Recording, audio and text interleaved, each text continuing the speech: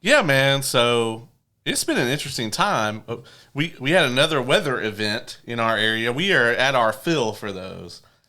I need at least 6 months of like the worst thing I could see on a weather report to be cloudy That would be phenomenal. or like some light rain, maybe some fog, a little bit of fog.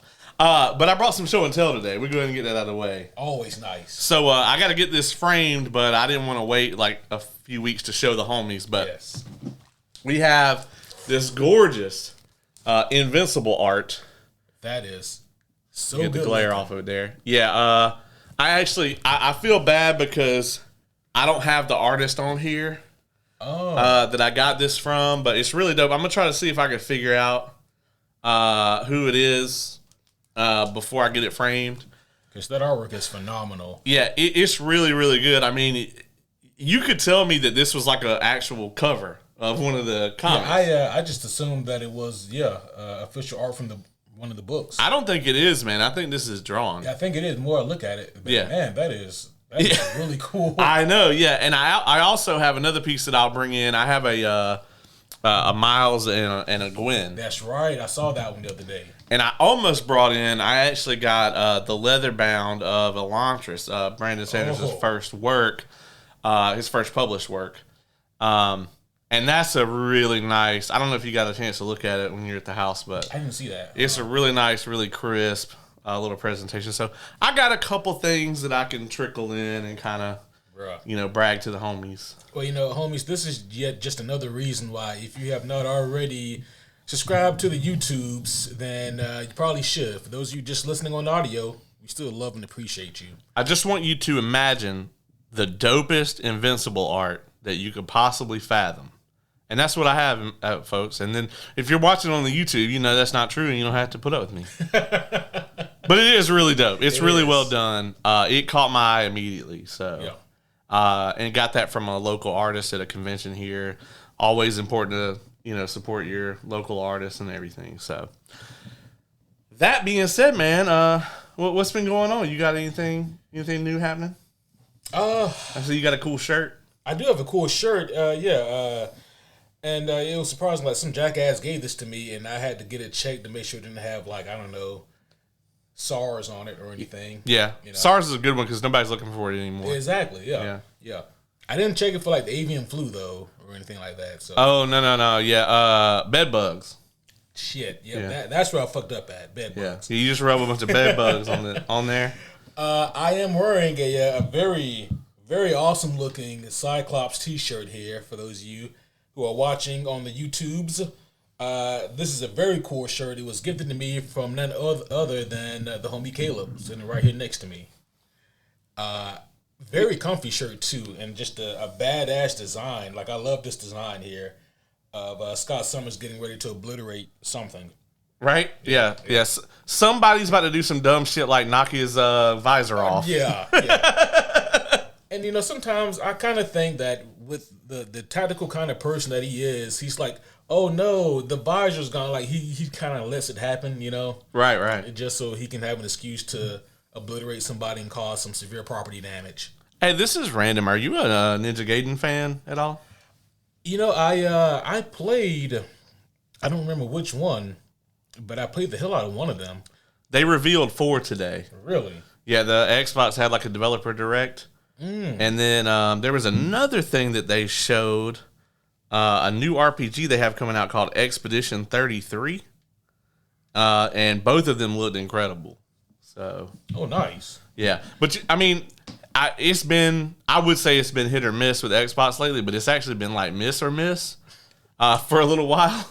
Who's making Ninja Gaiden? Is it the same? The same people, yeah. Okay. Yeah. So, I mean, hopefully it'll be, it looks tremendous. Apparently they've been working on it for a while. Team Ninja has. So I hope so. I hope they stick to what made those original games so great and not try to out Elden Ring. Yes. Yeah, because like those games were hard, but like they had like breakneck action. It was fast. It was like super responsive. Yeah, the closest comparison would be Sekiro. Which was incredibly difficult, but to me had by far the most satisfying gameplay out of all like the team from games easily. Yeah.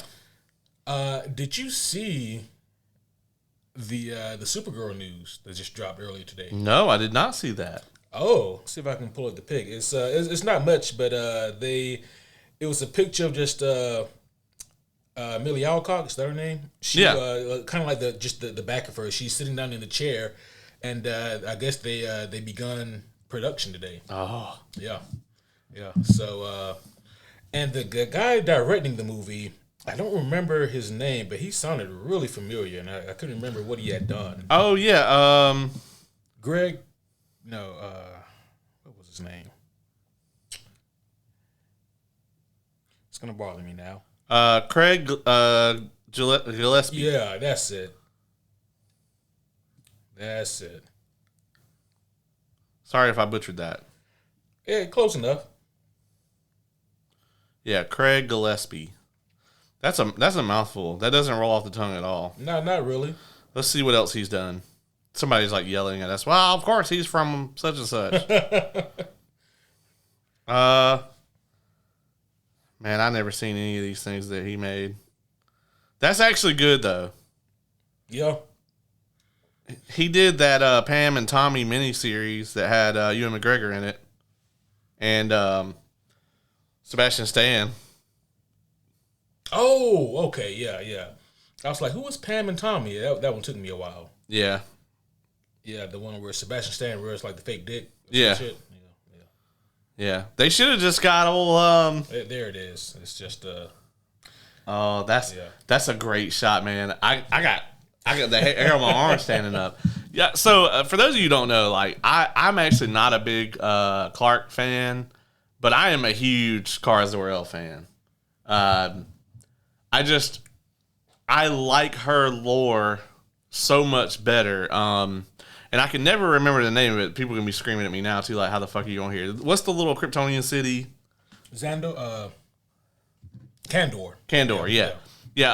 There's the one version of her backstory where she actually, like, her and her parents ended up in there, and and I really like that one too. But I just I've always been a huge fan of Kara as a character, to the point where I even suffered through some of the TV show. So, what you think of? I'm trying to blank on her name. The actress who played her in the TV show, Melissa Benoist. That's it. Yeah. She was not. She had her moments for sure. Mm-hmm. But like with CW, I mean, out of all the CW, like the main 3 CW Arrowverse heroes, which would have been, her and Oliver and then obviously Grant Gustin's Flash. She was the one that most felt like she was just kind of cosplaying. Oh. She just doesn't look right in the suit to me. It just looks like somebody in a cosplay to me. And probably a lot of that has to do with, like, with Barry at least, his is a full suit. It's hard to look like that in a full suit. But when it's just you and you're wearing, like, from the shoulders down, it looked like a damn Party City, may it rest in peace cosplay. And, I don't think she did terrible in the role. Yeah. So. I was never really upset. I mean, I've only seen like handfuls of, moments of her as Supergirl. But, really quick here, we did get another message from the homie. This is the same homie Chris, who we gave a shout out to at the end of the Homie Awards. He gave us the suggestions for the throwback. That's right. Yeah. And so again, shout out to you, Chris.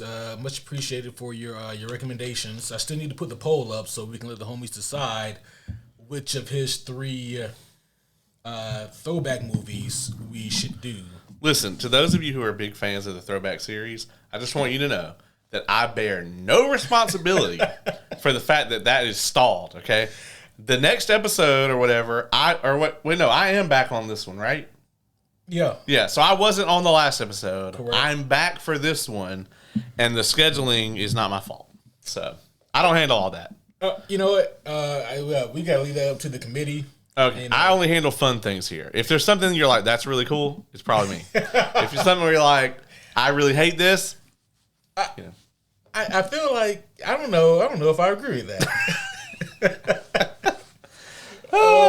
We will get the Throwback series back on track. I've been meaning to put up a message to see when the fuck everyone is available. We got to do that because I think those are very popular episodes. Yeah, against all odds for some goddamn reason. So speaking of popular episodes, see, I have a surprise for you. I told you I was going to flip the script on you a little bit tonight. You did. See, all the homies out there, by the time they click on this episode, they'll already know this.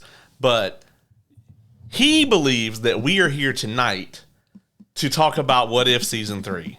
We're not. For two reasons. Number one, I haven't finished it. Number two is because he likes to do this and catch people off guard. See, a few years ago, he actually subjected the homie Kevin to trying to deduce what was the worst superhero movie of all time using a bracket-style tournament, right? Oh, no. And then a few months ago, he did the same thing to me. And so I have been laying in wait ever since for an opportunity to return the favor. So tonight, we're not going to be talking about What If Season 3.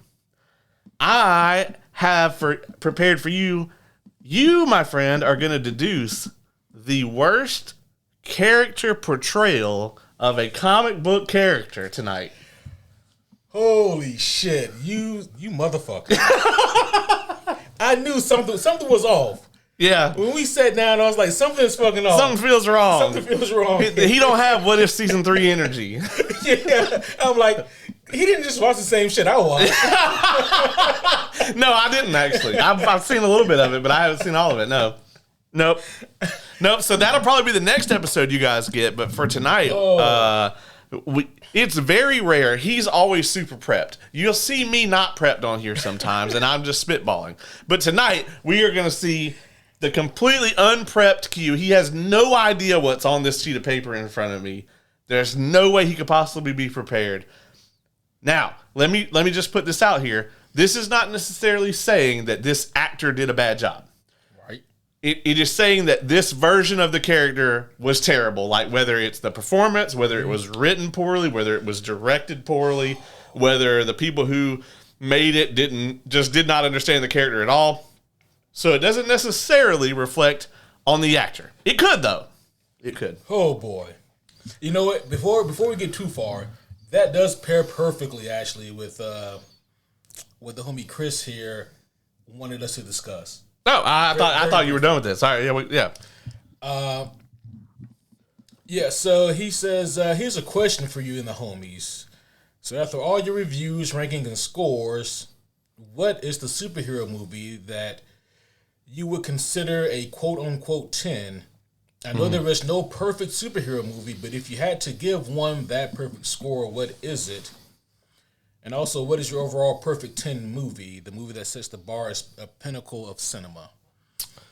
So it's really funny that you asked this, Chris, because I went to go see Interstellar in the theater the other day. And a friend of mine went with me that didn't necessarily love it. Really? Yeah, I mean, they didn't hate it by any means, but they were just like, they had some issues with it. And a lot of them I understood, like, I'm never really going to argue with this not for me. You know what I mean? Yeah, that's hard to argue. And don't get me wrong, I am very specific about art. Like, I want art to make me feel things. Yeah. Even if I hate the thing. Mm-hmm. Even if it makes me sad or terrified or whatever, like, I want it to make me feel something. And if it can do that, then I'm going to probably like it. As long as that thing is not, like, existential dread from being in a theater watching it, like with Joker 2. Right. But, like, wow. I mean, that actually kind of makes you optimistic. It's like there's so many things I could be doing right now other than watching this, But, there was actually, I had a conversation about things that I would consider to be perfect as far as movies and whatnot go. I don't know if I have a superhero movie that's a perfect 10, but that's not, he asked if we did have one. Yeah. For me, it's probably Begins. Batman Begins, for those of you. It's hard to argue with that one, right? Because, like, the three that I was mulling around in my head were... Batman Begins, The Dark Knight, and The Dark Knight Rises?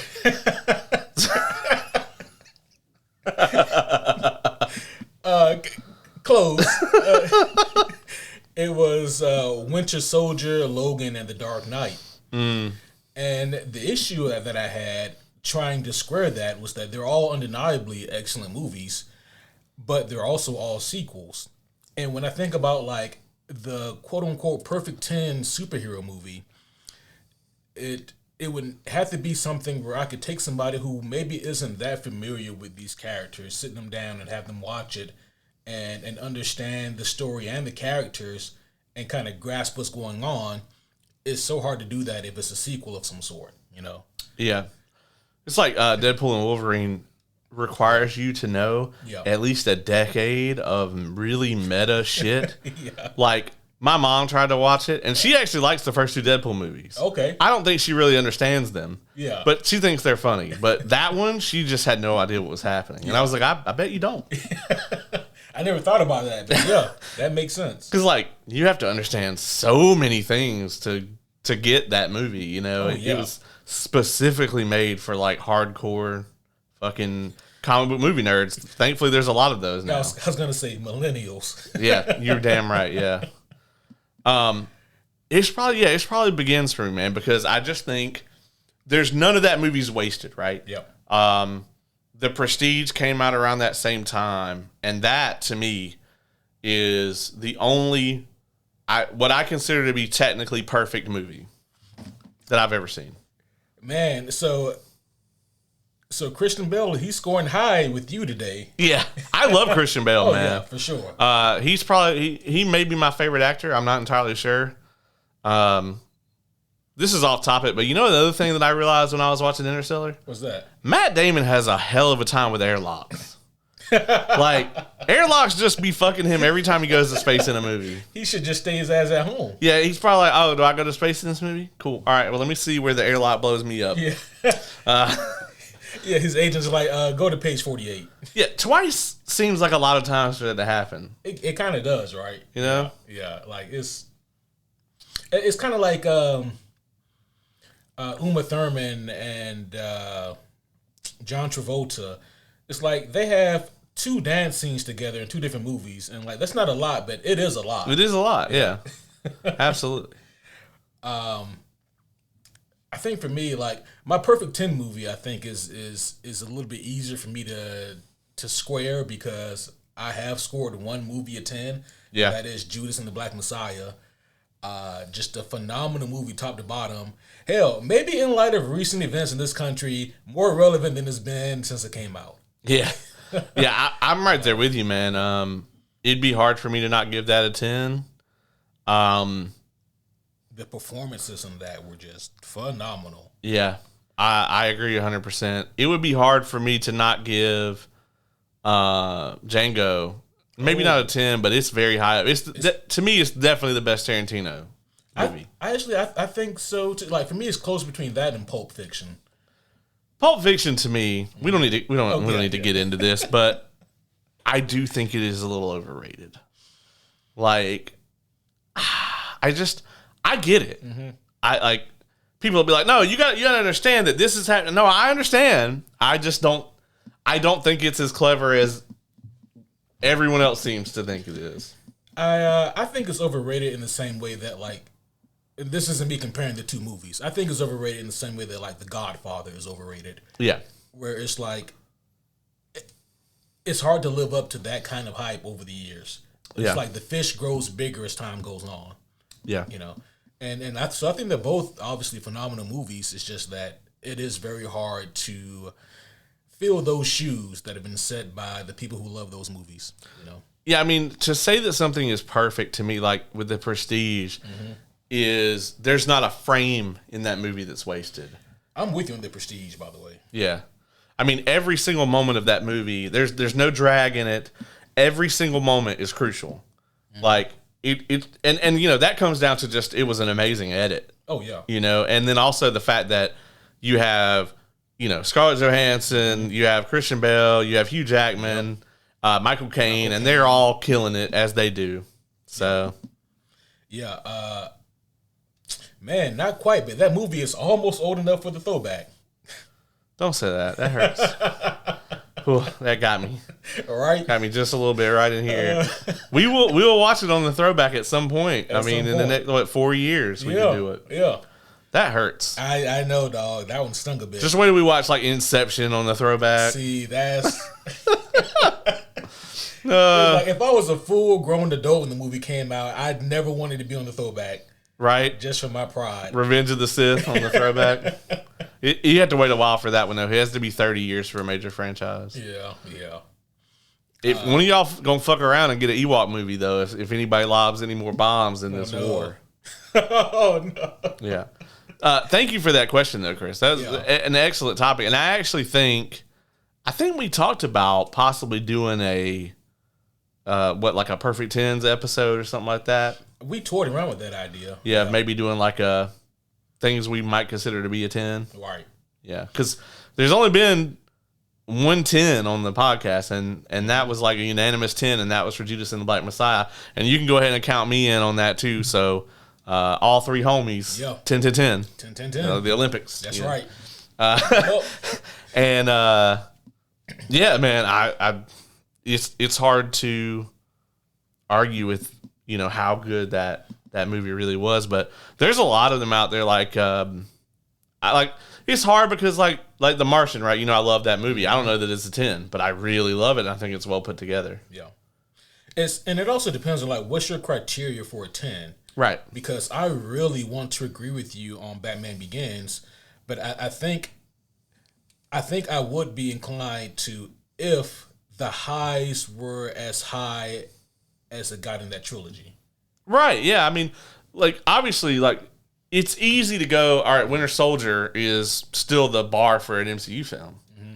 But the highs in that movie aren't the same highs that you get in Infinity War or Endgame or even No Way Home or Guardians 3. I mean, I think there's higher highs in those movies, but those movies also are missing things. Yeah. So, yeah, I mean, it really comes down to, like, what you consider a 10. Because to me, other than The Prestige, it's hard for me to consider anything to be perfect. Yep. And even then, if someone else thinks it's not perfect, then I still understand, But I consider that movie to be perfect. But, like, outside of that, it's like I could never give anything a 10 if I don't think it's, like, perfect. So, to me, a 10 just, like, means that it ticked all the boxes for me. Yep. I was never taken out of it by the acting or the plot or the effects. It's got to be visually stimulating. Like I don't remember what I gave Dune 2, but it was way up there. Yeah, you gave it like a 9.5. I want to say it was something like that. It was up there. I actually haven't done it yet, but because I haven't had a spare 6 hours. But I would love to like watch both of those movies in a block. Yeah, I think they're tremendous. We never got around to scoring Wicked. I don't know if we're still going to do that. I would love to. I would score it very high. It's way up there for me. So, I mean, these are very drastically different genres that I'm talking about here. I mean, so there you have it. Yeah. Yeah, they do exist. Those rare unicorn 10s. Yeah. You know what we should do for the throwback when it comes around? What's that? We should do The Departed. Ooh. Does it? It does qualify, doesn't it? Yeah. Oh man, yeah. Yeah, that's a good one. It is. American Gangster also is a great movie. We talked about at some point The Matrix. I mean, not a 10 for me, but still a great movie. Not a 10, but I mean, like for the throwback. Yeah, no, absolutely. Yeah. All right, man. Are you ready? Are you ready to get these introductions so I can? Let's do the introduction so I can. I've been trying to stall on this thing, but I'm just prolonging the inevitable. You've been trying to think about what I have on this piece of paper. Yeah, it's not working. Well, homies, one and all, we would like to welcome you back to a very special episode, a very, very special episode. That's right. Of the Superhero Homies podcast. My name is Quentin, your clueless co-host today, and with me here is none other than the Cosmere expert himself, the man who may secretly work for Brandon Sanderson. The jury's still out. He is a phenomenal co-host, even though he pulls shit like this.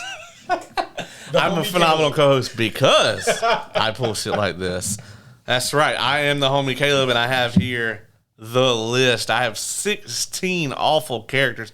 And thanks to Hollywood and whoever else, there was probably, I could have probably done another 16, but I didn't want to do this for 4 hours. So I probably could have done like a 16 on each side bracket.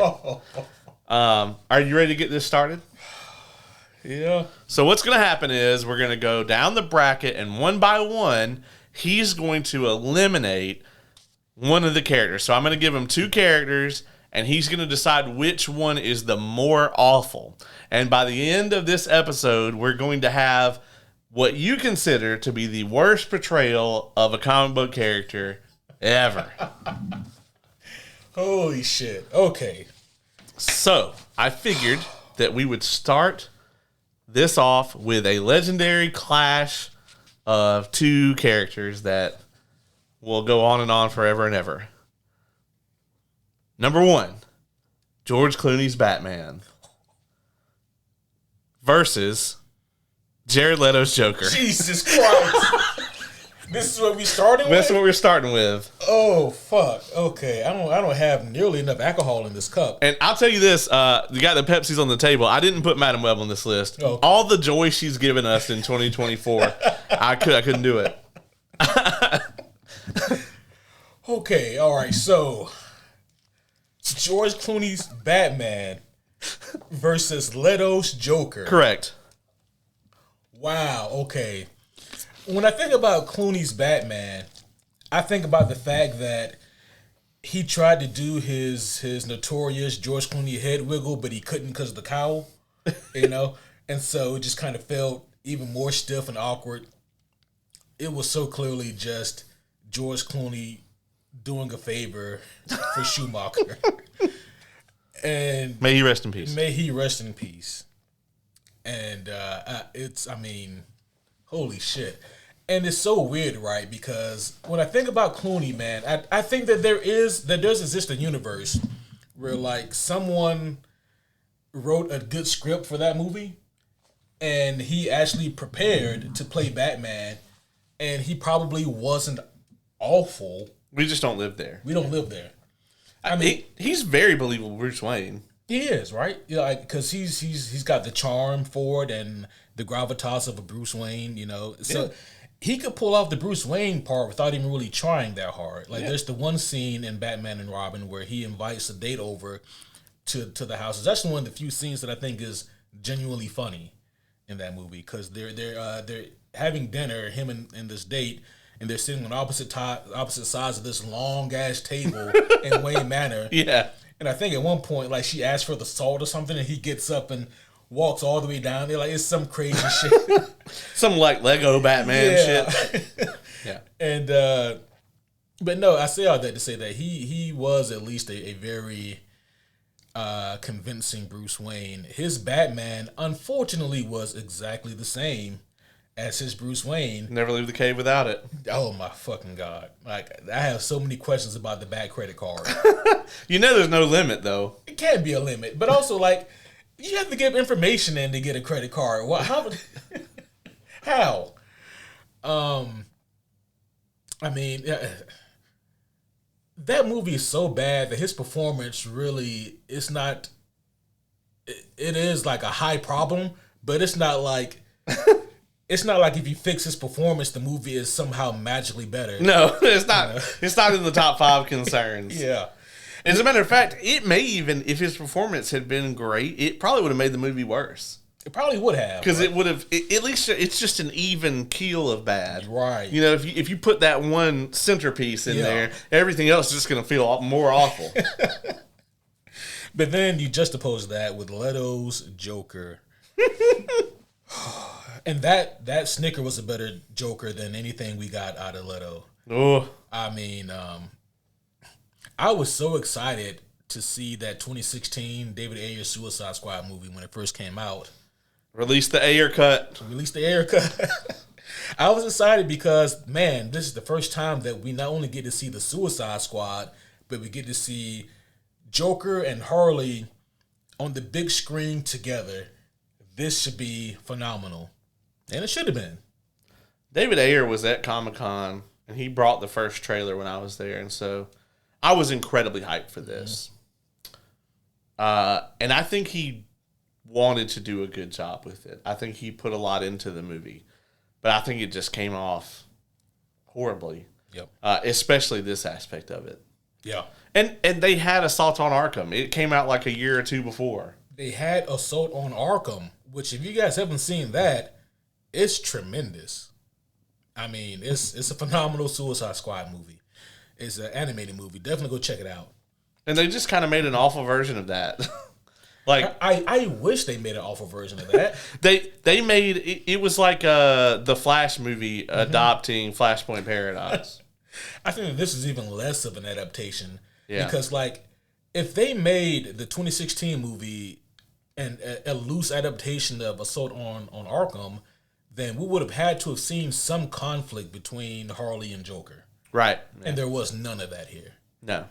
And Batman would have showed up. And Batman would have been there.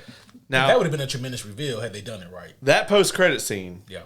is still the best Batfleck scene. That was tremendous because you see him switch from Bruce Wayne to Batman. Yes. And it's so good. Yeah. Yeah. Jared's his one sparkle of hope and decency is for me what he did with the Snyder Cut. Yes. Oh wow. That and that alone gives him the edge over old Batman there from. So Leto's Joker is safe, Yeah. and George Clooney's Batman advances. Yeah. All right, that's what you want to do. All right. That was rough. Jared Leto might have another shot. He could. Okay. All right. There you have it, folks. So George Clooney's Batman advances to the next round. Are you ready for the next set? Probably not. We have Dane DeHaan's Green Goblin versus Joaquin Phoenix in Joker 2.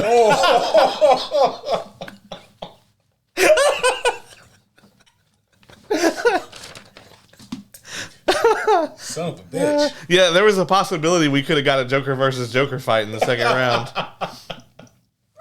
But we could still get Batman versus Joker again. Oh, no. That's my neighbor's dog. Yeah, I was like, what is that? Yeah. I was like, I don't make that sound. Okay, Dane DeHaan's Goblin versus Joaquin Phoenix Joker 2 specifically. Yeah, specifically in Joker 2. Yeah, where you had already seen it once, and you just had to sit through it again, but way worse. Also, it is to note that these are like the worst portrayals of the comic book character. So, with Dane DeHaan, he's a great actor, I think. Yeah. But the visual effect that they did for his Goblin was. Oh, what is it with Hollywood having such a hard time with the Goblin aesthetic? Yeah, I mean, just use the damn mask. Yeah. Or just cast a motherfucker that looks creepy as shit. Like Willem Dafoe. Like Willem Dafoe. Man. So when it comes down to which one of them more or less thoroughly encapsulates the comic book character, I mean, listen. I've known him for a long time, and when he says that, there is no hope here for this round, right? So we have spoken ad nauseum about Joaquin Phoenix's Joker in Joker 2. Filet à deux. And filet of dirt. and the problem is that Joker, and again, just looking at him from the lens of Joker 2, that sequel, the problem is that guy could be anyone, and that's probably what Todd was going for. right? The problem is that doesn't make the Joker, doesn't make him special. And I mean, it's the fact that there is no genius hidden underneath that psychopathy. There's just a frail, broken man. There's really no mystique behind him either. That's been stripped away in the sequel. I mean, I'll be completely honest with you, folks. If he's not wearing the makeup, if Joaquin is not wearing that makeup, you never know who he's supposed to be. You would never know. With Dane DeHaan's portrayal as the Goblin, as off as it was, and as rushed as it was, when I strip away everything else and just look at his dynamic in that movie, like his dynamic with Peter, at least there was some sort of friendship there. I haven't seen this movie in a long time, but I really don't remember. Why is that? Yeah, I've just been busy. You know? Oh, okay. Yeah. I've been meaning to do it, you know. Yeah. I don't remember Dane and Andrew having really good chemistry together. No. Yeah, and that's kind of a problem, right? Like, if you can have that Peter and Harry dynamic, they have to have some kind of chemistry. And, like, to me, Harry should seem like the cool kid. Yeah. And Peter should seem like the dweeby kind of nerd. It was flipped. And it was flipped, yeah. Because, like, I mean, Andrew Garfield's just a cool fucking guy, you know? Yeah. And then Dane DeHaan definitely sits in the back of the class. Oh, you for know? sure. He's the kid you dap up just in case. Yeah, just in case, yeah. But I mean, with that being said, like, I have to say that Dane DeHaan was definitely done way better as Goblin. So Joaquin's fucking Joker progresses on. And in round 2, we're gonna get Batman versus Joker again. God damn it. Forever and ever. Shit. Okay, we're gonna get away from Batman for the next set. Okay, thank you. You look. This is exactly how I hoped it would go. I'm so distraught. He is. He just his stance changes a little every time. He's just. I'm gonna be on the fucking floor by the time we're done. All right. You ready? It's funny. You said this word a minute ago, and I thought that I would go ahead and make a pun, but I didn't. For the next set, Jennifer Lawrence's Mystique versus Anna Diop's Starfire from Titans. Oh.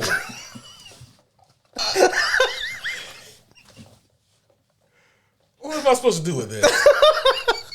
You didn't think I was going to go after that Titans? I was hoping not. How could I not put that Starfire in here? I was like, surely Caleb will express some sense of mercy upon me. I didn't put Madam Web on there. Oh, boy. Okay. Anna Diop's Starfire versus Jennifer Lawrence's Mystique. Yes. You sure you didn't mean Rebecca Romaine? No, I'm sure, yeah. Okay. No, her Mystique was awesome. I wouldn't put it on there. I know. I was just hoping maybe. This is great. Being on this side of this is amazing. I see why you did it. Okay. See, I couldn't do the movies because it'd be like the same list. You all right? Yeah. Like yeah, Fan Four Stick or Dark Phoenix is gonna win again. Again, yeah. Wow.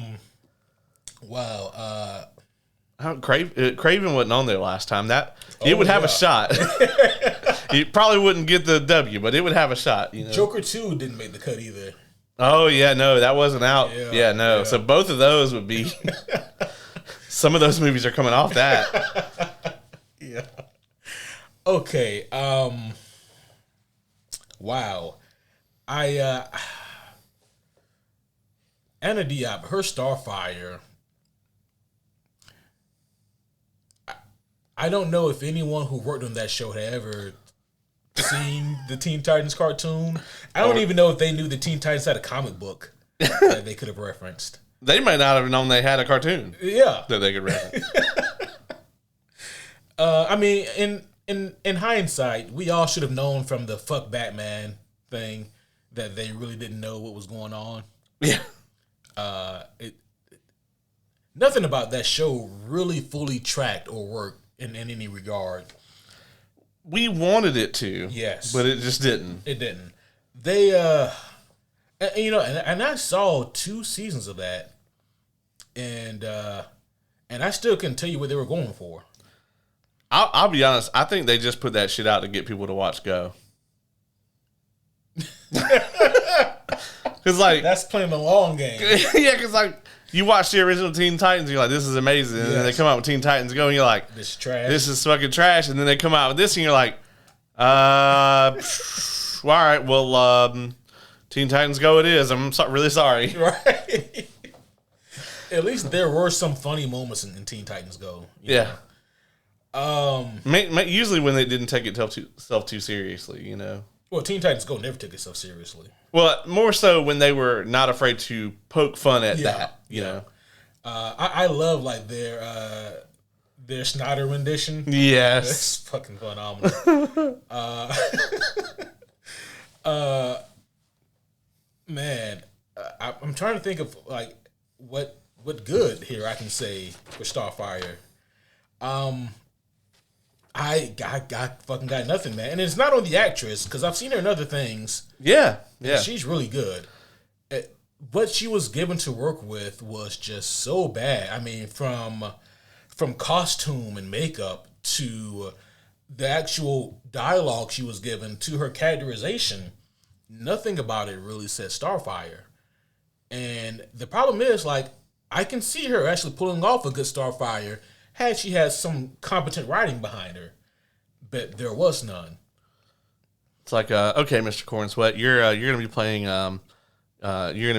Clark Kent. He's also Superman. He is from outer space. He's the Man of Steel. Now, if you'll step right over here to a wardrobe, we're gonna put you in this Yoshi outfit.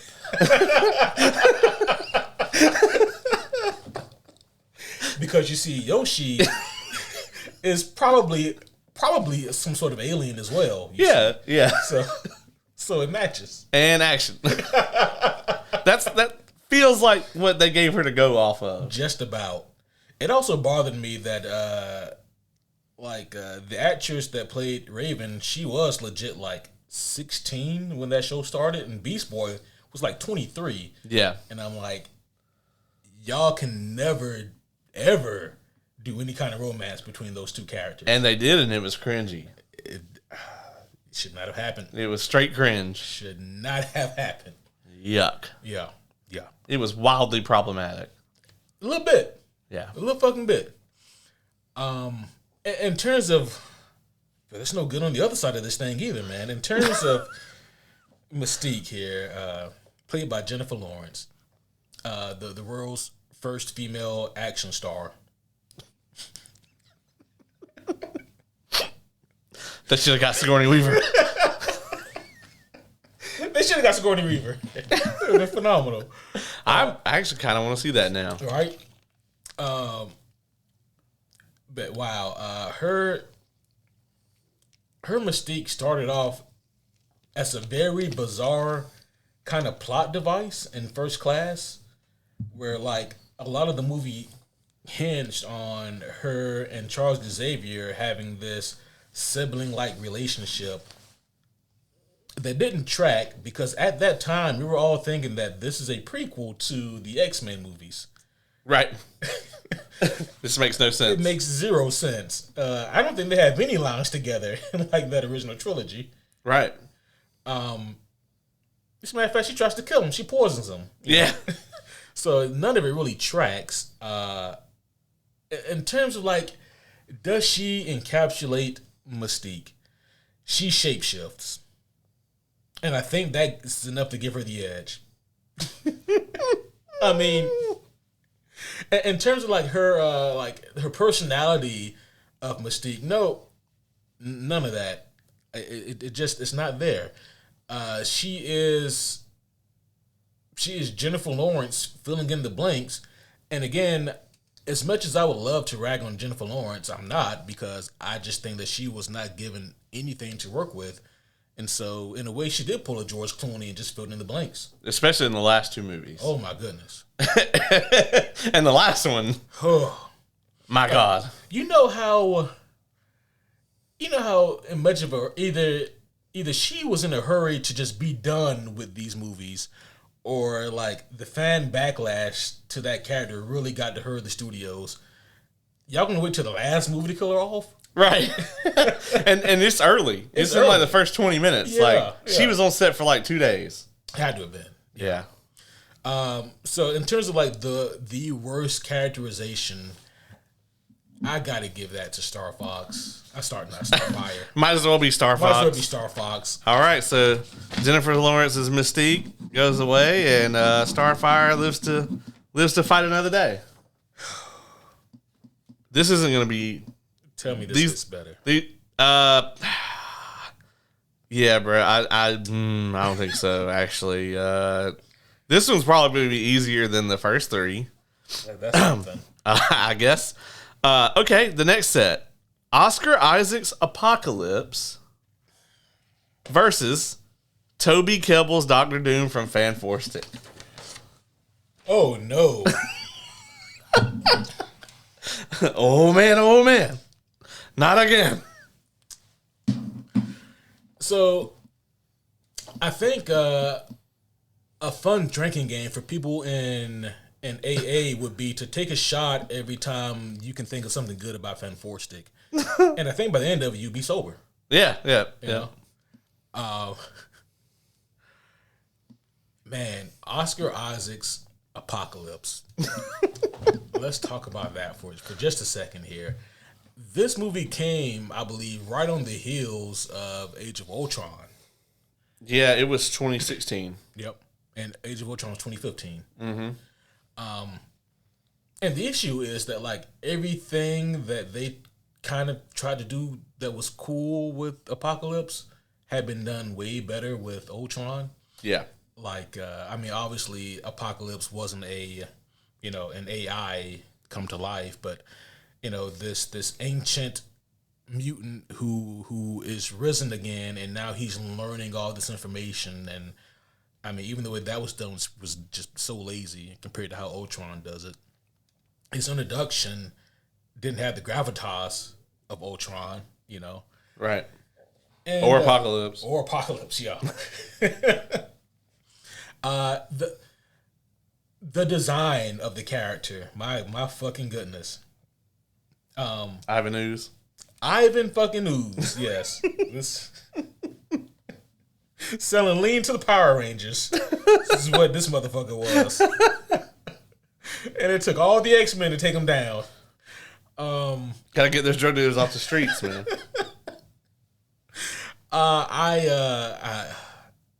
Oscar Isaac tried, man, but again, like, I may be like the most apathetic towards this movie out of all of them. Like, I outright hate Dark Phoenix. I'm just so apathetic towards Apocalypse. It's bad, but there's nothing about it that even stands out. Right. Like, at least with Dark Phoenix, there's horrible moments you can point to. Yes. But Apocalypse is just like, it's just a super forgettable movie. It's like it'd be like taking, I don't know, like if you actually had a Flash movie with like Reverse Flash in it. That's crazy. But it was just forgettable. Like, that'd be crazy. Yeah. But so comparing, Jesus Christ.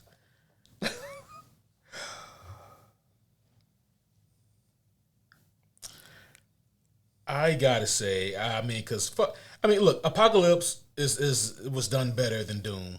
Okay. I'll go ahead and give you guys a spoiler. I don't know what could beat Doom in this. Yeah, no. Yeah, that's fair. That's fair. I don't know. I might have you. I might got you, bro. Don't you worry. It's like when they were making Fan Four Stick, it's like somebody in the studios came up to Josh Trank and was like, "Hey, so just remember, we got to use Dr. Doom as the bad guy." And he was like 80% done with the movie. And he was like, "Ooh, Dr. Doom."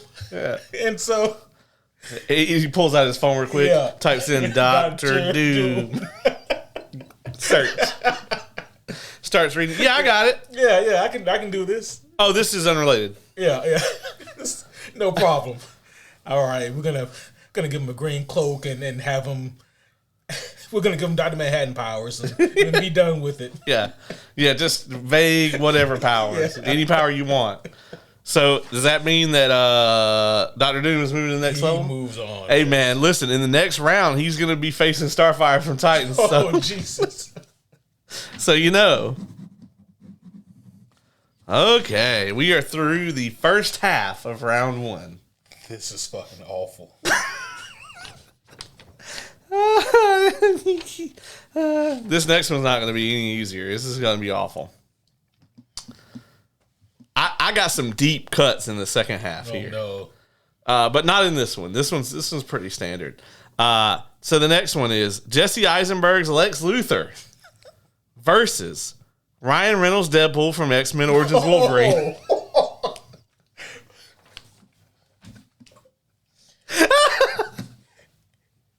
Kayla, you can fuck right off. I spent a lot of time curating this list. With some of these I actually had forgotten about, and then I was like, oh yeah, that was awful. Man, Ryan Reynolds and X-Men Origins, like that is the epitome of we have Deadpool at home. I mean, and nothing about that worked, right? Just the logistics of that character. About the first 10 minutes. Yeah, that's true. And I mean, I think like the first. Yeah, about the first 10 to 15 minutes of that movie, actually a little bit more than that. I would be generous and say the first 20 minutes of X-Men Origins, it's a pretty darn good movie. You get the Logan as a kid, and then you get him and Sabretooth in the wars, and then you get them working with the Weapon X program, and then you get Logan living like a lumberjack, and it's after that first Sabretooth fight, it's when the movie just drops off a fucking cliff. It's like they had up until that, and then they just winged it. Yeah, and then the writer's strike happened. Yeah. Yeah, and then they're like, we'll just figure it out. Yeah. But that's what's always been so frustrating about X-Men Origins is that those first 20 minutes, I like what I'm seeing. And then I'm like, it's like if you're playing a video game and somebody passes the controller to like the little brother, and then it's like that's clearly a different person playing here. But no, that Deadpool, whose idea was it to stitch up Deadpool's mouth? Right. I mean that alone is asinine. You know when Ryan Reynolds read that script, he was just like, "Are you fucking serious?" Yeah. I'm surprised him and Hugh Jackman couldn't get that changed. Right, between the both of them. And then, how did his Baraka ass swords even work? Yeah. Because like his swords were like, you almost can't see, but they were like 3 feet long. And they came out of like his wrist. Yeah. I'm like, where does he store them? Yeah. I mean, does it do some like connect shit? Like when it gets to his elbow, it just bends and goes. It was fucking weird. When he pulls them back in his arm, they break down into like little metal piece, like liquid metal, and then it reforms when he. Yeah. They gave him Cyclops vision because they said, "Fuck it, why not?" We need a reason for this tower to be falling apart. Yeah. Because it's gonna look phenomenal when the CG's done.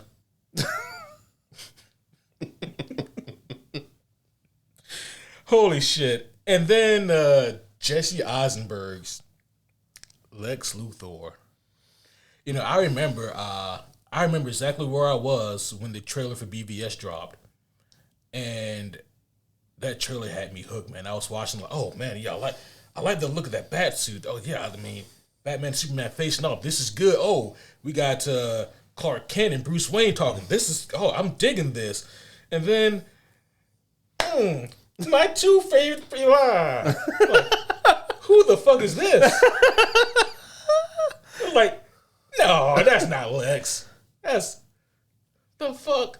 so it threw me, I don't know why he talked like Kermit the Frog. bro. Yeah.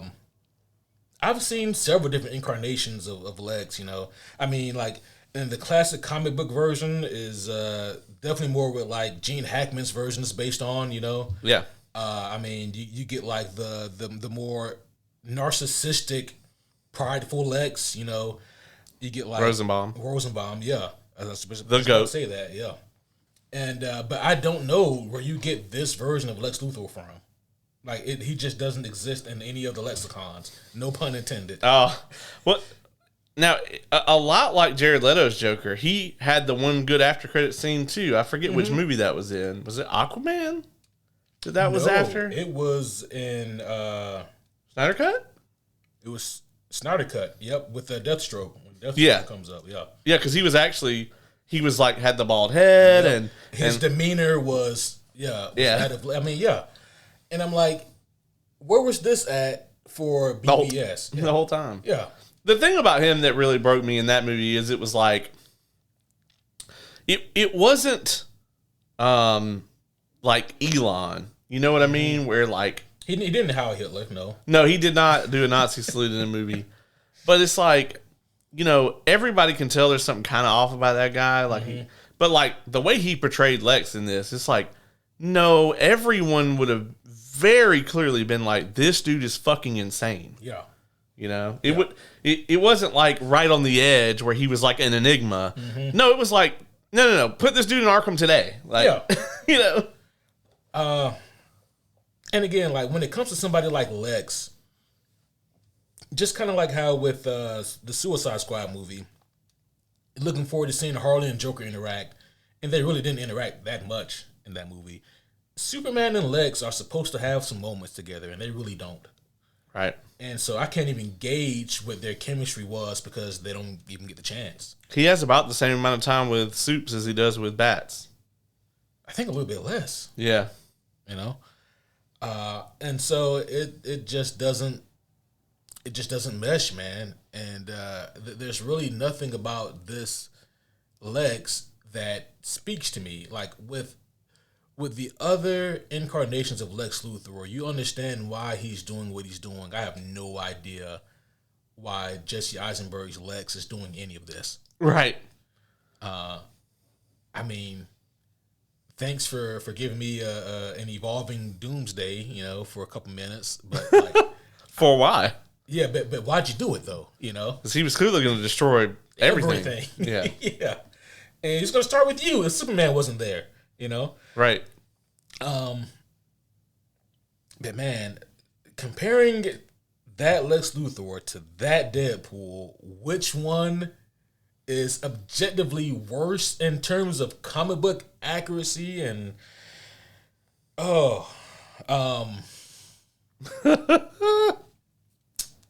holy shit.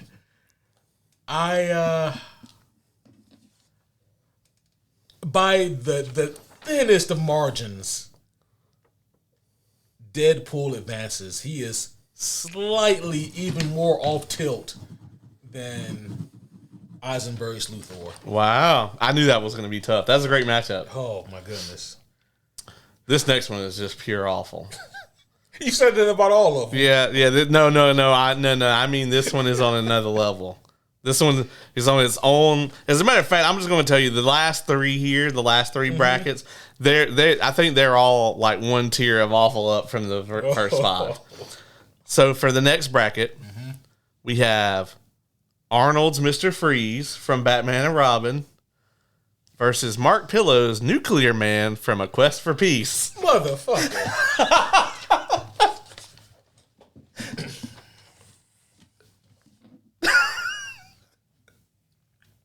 He is speechless, ladies and gentlemen. You didn't think I was going to bring A Quest for Peace. Bruh, I was praying that you wouldn't. And you know what sucks even more?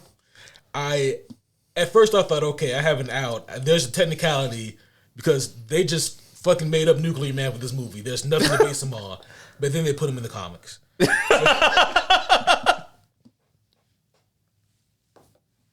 fucking sucks. Okay, all right. Yeah, that movie's like 50 years old. Okay. You know, Nuclear Man. They even the name, bro. It's just like we got to come up with somebody who can fight Superman. Okay, well, we're 4 movies in, and there aren't really that many people that can fight Superman. Right. Shit. So, somebody in the back said, "Why don't we try Brainiac?" And they threw that guy out the fucking window. Yeah, it was the meme where they kick him out the window. And they're like, anyways, now that fucking guy's out of here, are there any good ideas? And somebody else spoke up and said, "What about Bizarro?" And they threw him out the window and said, "We'll take part of that, right? Yeah. And but we're gonna flip it, and we're gonna do our own thing here." We have to put some Cold War shit in there. Absolutely. This probably came out. When did Quest for Peace come out? Was it 74? It was way after the 70s. It was in the 80s. Oh, right, because 78 was the original Superman? Yeah. So it would have been probably like 86. Yeah, I want to say 86, yeah.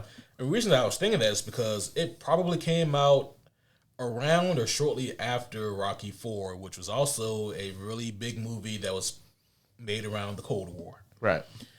And Rocky IV was goofy, but it had major success with this Cold War dealings in this movie. Whereas Quest for Peace, I'm surprised this made it to theaters.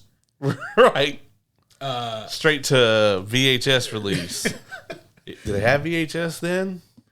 Straight to Laserdisc. Yeah, and yeah, it's a good question. They were close to it, close enough. Fun fact, I believe that the Supergirl movie, the Supergirl movie came out after this. Dear fucking Lord, I hope that none of that's on here. I couldn't subject myself to that. I had to watch clips from Quest for Peace. Oh my gosh. For this. I suffered to bring you guys this episode. So, did you watch the iconic fight in the dumpster between, you know? Yeah, absolutely. Yeah. Phenomenal stuff. Yeah. Next level. Riveting. Oh my gosh. Christopher Nolan wishes. Denis Villeneuve can even pull he it could off. Never, even at his best. Nuclear Man is there's just simply nothing there with this character. I don't know who played him, but that poor guy, they told him, "Hey man, we got a huge role for you. You're gonna star opposite of Christopher Reeves as the main villain in a Superman movie." And he was like, "Oh fuck yeah, I'm out of here now." That's right. And then this Nuclear Man, and it's just such a goofy movie, right? By this point, the Superman movies had just become these goofy ass movies where, like, it was to the point where it seemed like even Christopher Reeves was thinking, okay, if you guys aren't going to take this serious, then neither am I, And so, Christopher Reeves, he is a great Superman, but even by that point, he was phoning it in. Nuclear Man, he's awful. He's just absolutely awful. When you try to look up like Quest for Peace on Google, the first thing that like shows up in like the recommended searches is, why did Christopher Reeves agree to be in Quest for Peace? It was so bad for him that he didn't even come back for Supergirl. What's really awful for Mark Pillow that plays him here is like he's only in 4 things. Oh wow! On his IMDb, and I've never heard of the other 3. Goddamn! When you're known for has Quest for Peace, that's like the first thing that pops up. Yeah, no wonder you can't get a job. Right. Richard Donner, he was the man. There he is. Oh my gosh, and that outfit, bro! And they thought they was cooking with that outfit. Yeah, they really did. They were like, Hulk Hogan's going to see this and be like, yeah, brother. Oh, Hogan's probably like, they offered me the role of Nuclear Man, brother. Yeah. Yeah, they only wanted to pay me $6 million. Yeah. So I said, it's not going to work for me, brother. Yeah, it's not going to work for me. And then they wanted me to lose to Superman at the end. I said, I can't do that job, brother. I got to sell out the garden.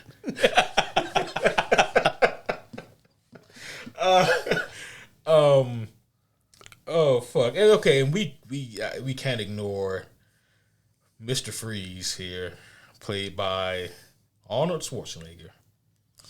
Yep. You know, it's almost tempting to try to give him a pass, to think of a reason as to why one should win and one shouldn't. But I can't give it a pass. I was gonna say, well, you know what? This is a ridiculous version of Mr. Freeze, but like maybe the animated series hadn't come out yet. It had. You're right. It had been out. Yeah.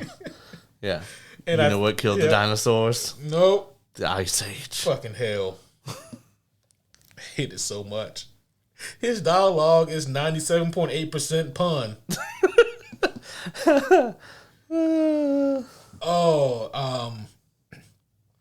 You forget that he even has a wife that in this movie that he's fighting for until like the last 2 minutes. Yeah, like the scene at the end with like Alfred and him and all that is actually like quite good. Mm-hmm. Like if we had gotten like the animated series Mr. Freeze, and then at the end like it ended the way this movie ended, it would have been like Oscar nominated. Bro, like, oh yeah, that's what I mean, right? Like they had a blueprint they could have followed. Yeah, because I think Heart of Ice. Yeah, I think that episode it won like an animated TV award of some sort because it was so good.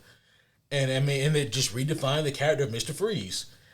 And they were like, "Oh yeah, but we're gonna do this thing over here." Yeah, like we watched the episode that you guys were talking about, and he doesn't make any puns. Yeah. Like, I mean, even when he's got Batman like captive, he's like, "Listen to my words, Batman. You may find them chilling," and you know, Batman's just like, "Come on, man. Right. Fucking kill me. Let me the fuck out of here."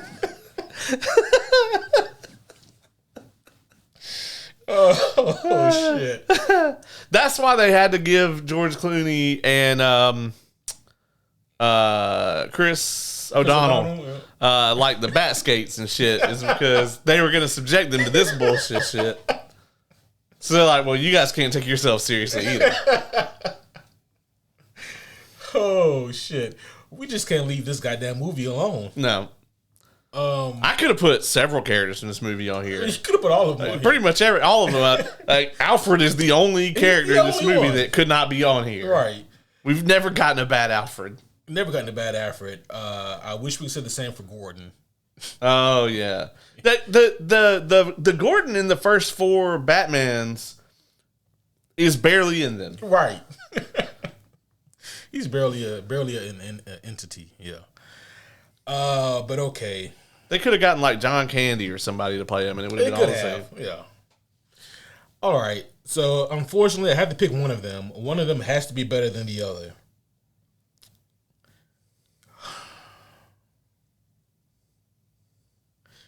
You know what?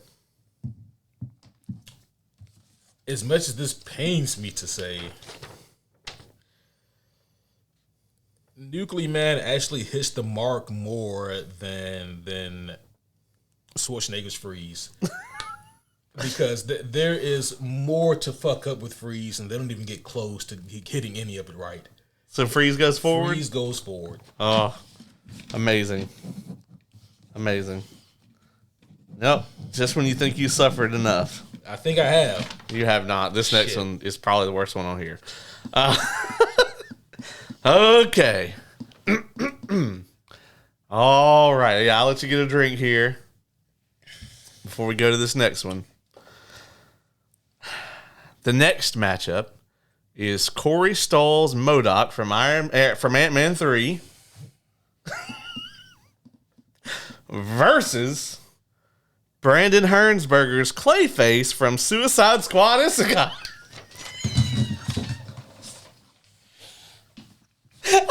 I never seen him take the headphones off.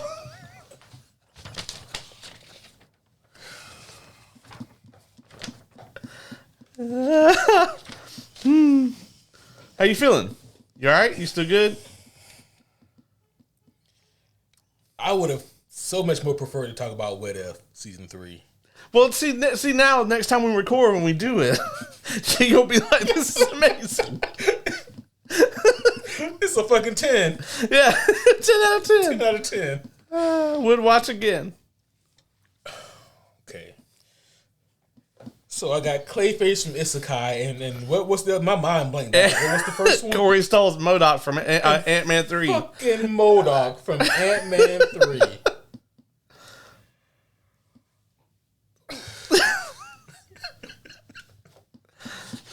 I just also while you're stewing over that, I just want to point out that our last matchup in the next round, Ryan, the Deadpool from Wolverine's Origins, is going to go up against Arnold's Mr. Freeze. Oh no! So can't wait for that, folks. If you guys haven't seen Suicide Squad Isekai, don't. There's no way I couldn't include at least a character from this. I could have included several. You could have not included it. You actively chose to. I damn near could have got 16 from it. You could. I could have pulled all 16 from there if I really wanted to. I have to reach, but not for many. Yeah, not far. I couldn't put the Peacemaker on there because he's that Peacemaker is awful, but he's also perfect. I can't explain why, but he's also perfect. Okay.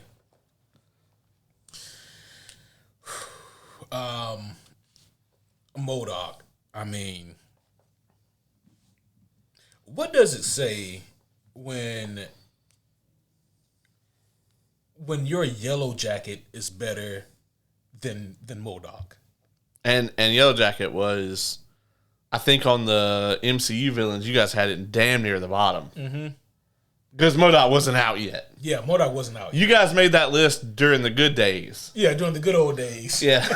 Yeah. Back before She-Hulk. Yeah. Back before the Eternals. Oh, shit.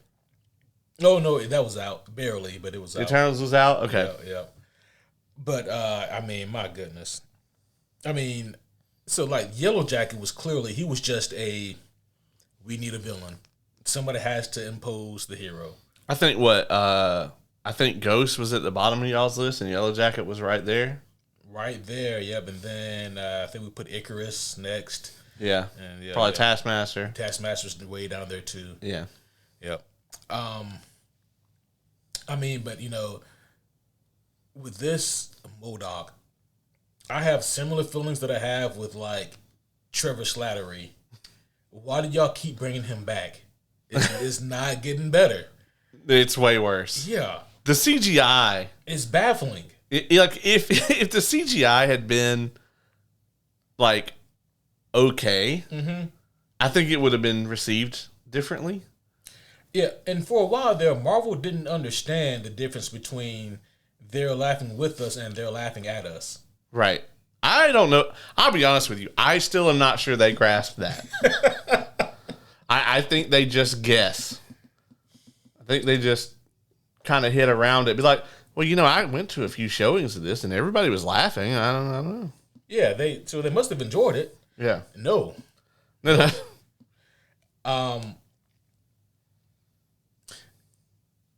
MODOK could have been entirely left out of this movie, and I think it would have helped. Yeah, if anything, it makes the movie immensely worse. It does, right? Because if you think about it, we have Kang, and like if nothing else, Jonathan Major's performance as Kang worked for me in that movie. His performance worked, right? But it's very serious and it's very kind of grim, and you can kind of buy into the story they're telling with him. And then you bring in MODOK and put him right next to him. They did that with so many characters in that movie. Oh my gosh! And then you have Kang interact with him. Yeah, and I'm like, this isn't elevating MODOK; it's lowering Kang. Right. And again, there's no reason for Kang to keep this thing around. No, absolutely no reason. And until we find out that apparently all of the ant people can beat him, so right, without their powers, even, yeah. I mean, yeah, nothing about this MODOK works here, I mean, and don't get me wrong, yes, MODOK was always meant to be fucking goofy, imposing, but goofy. I mean, look at him. Yeah, right. He's a giant head in a chair. with baby limbs. And by the way, they made MODOK the main fucking villain in the Avengers game, and they wonder why it flopped. Right. Sorry, MODOK, but and then Clayface and Isekai. They said this was in part made by a Japanese studio, right? Yeah. I don't think they ever forgave us for the Godzilla movie we made in America, the one that came out in 2000. Godzilla 2000. Yep. And they probably also never forgave us for Dragon Ball Evolution. And so I think, Godzilla 2000 was awful, and I have never suffered through Dragon Ball Evolution. Oh, you never seen it? No, and I won't. You mean you won't at this current? If somebody brings that for the throwback, I swear to God, I'm picking an Ewok movie. No. See, that's how wars get started. Yeah, that's what. Well, that's my deterrent. I got that in the chamber. Oh, it's so bad. It's awful. I'll pick A Quest for Peace. Motherfucker. I have never seen that movie, and I don't intend to.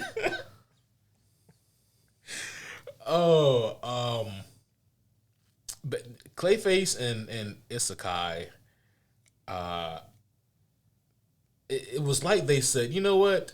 After all of our franchises that America has fucked up, I think we owe them at least one.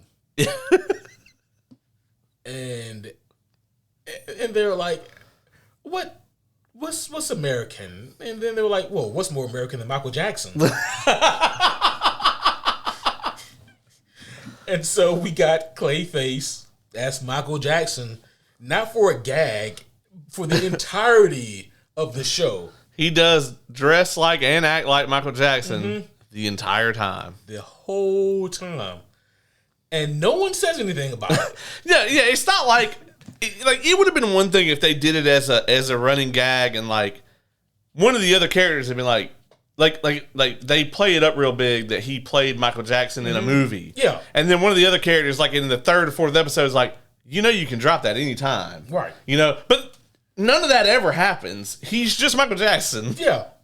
Yeah, for no reason. And then on top of that, like, for reasons inexplicably, he doesn't even really shapeshift. It's not that he can't. he does it like once or twice. Yeah. But instead, like you put it, he is the Magneto of mud. Clay Nito. Yeah. And so,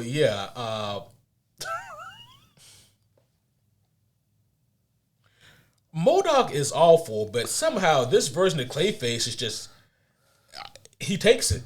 I mean, nothing about this is Clayface. There is no tragedy behind this character. There is no, there's nothing there like that. There is no scary monster there. Like, you don't even feel that intimidation factor. He's just Michael Jackson. Every time you say this, it's still funny to me. I don't know why. So Clayface goes forward? Yep. Oh, man. Let's find out who Clayface is going to fight in the second round. Oh, no. Is that bad he just got beat by MODOK? This was not as bad, okay? This one's not as bad, all right? Good. Nothing could be worse than that one. Oh. For the last bracket of round one, Peter Sarsgaard's Hector Hammond from the Green Lantern movie, or Finn Jones's Iron Fist.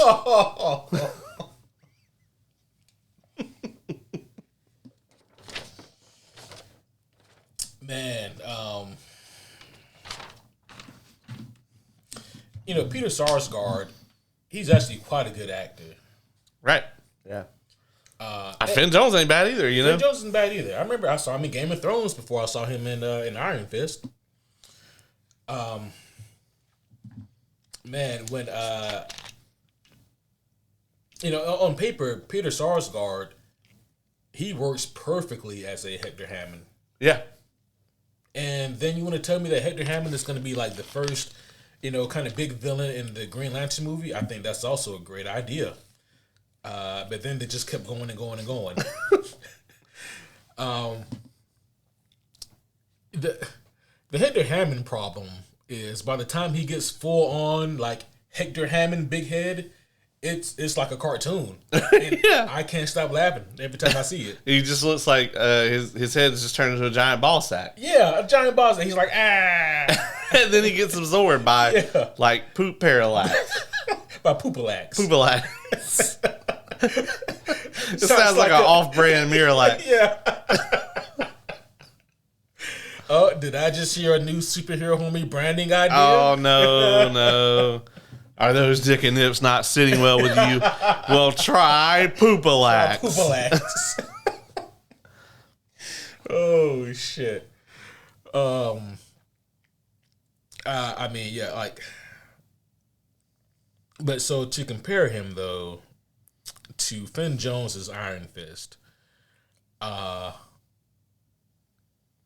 you know, I remember watching season 1 of Iron Fist and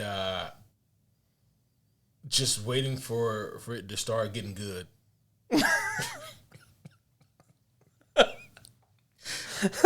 And here he is. Still waiting. Waiting.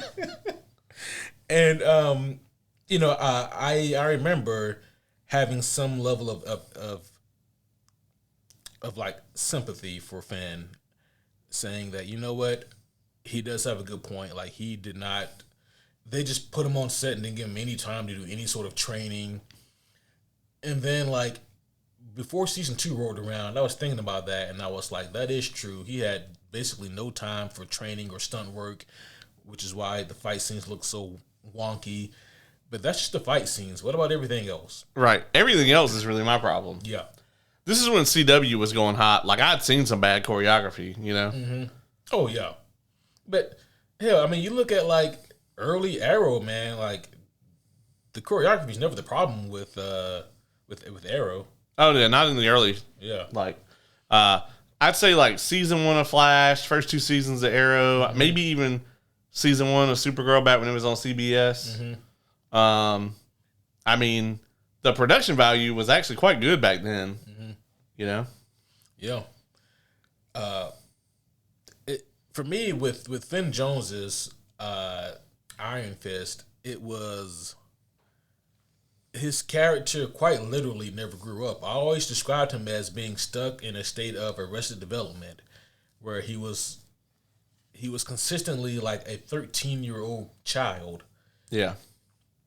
And it just seemed like he never really grasped the reality of the world he was in.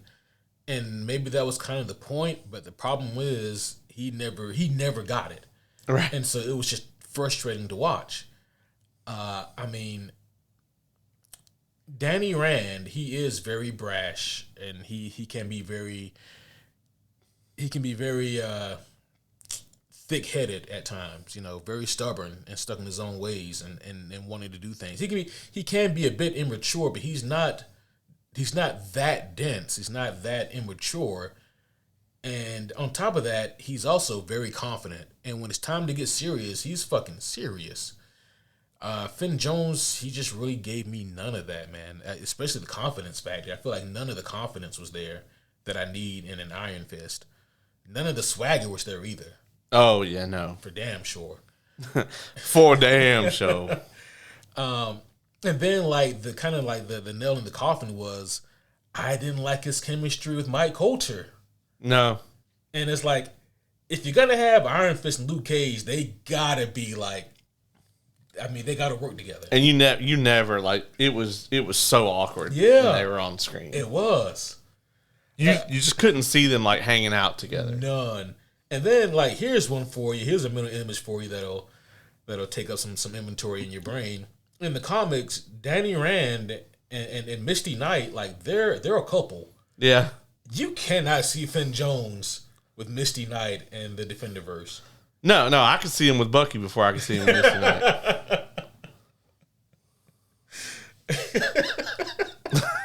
God damn. Oh shit.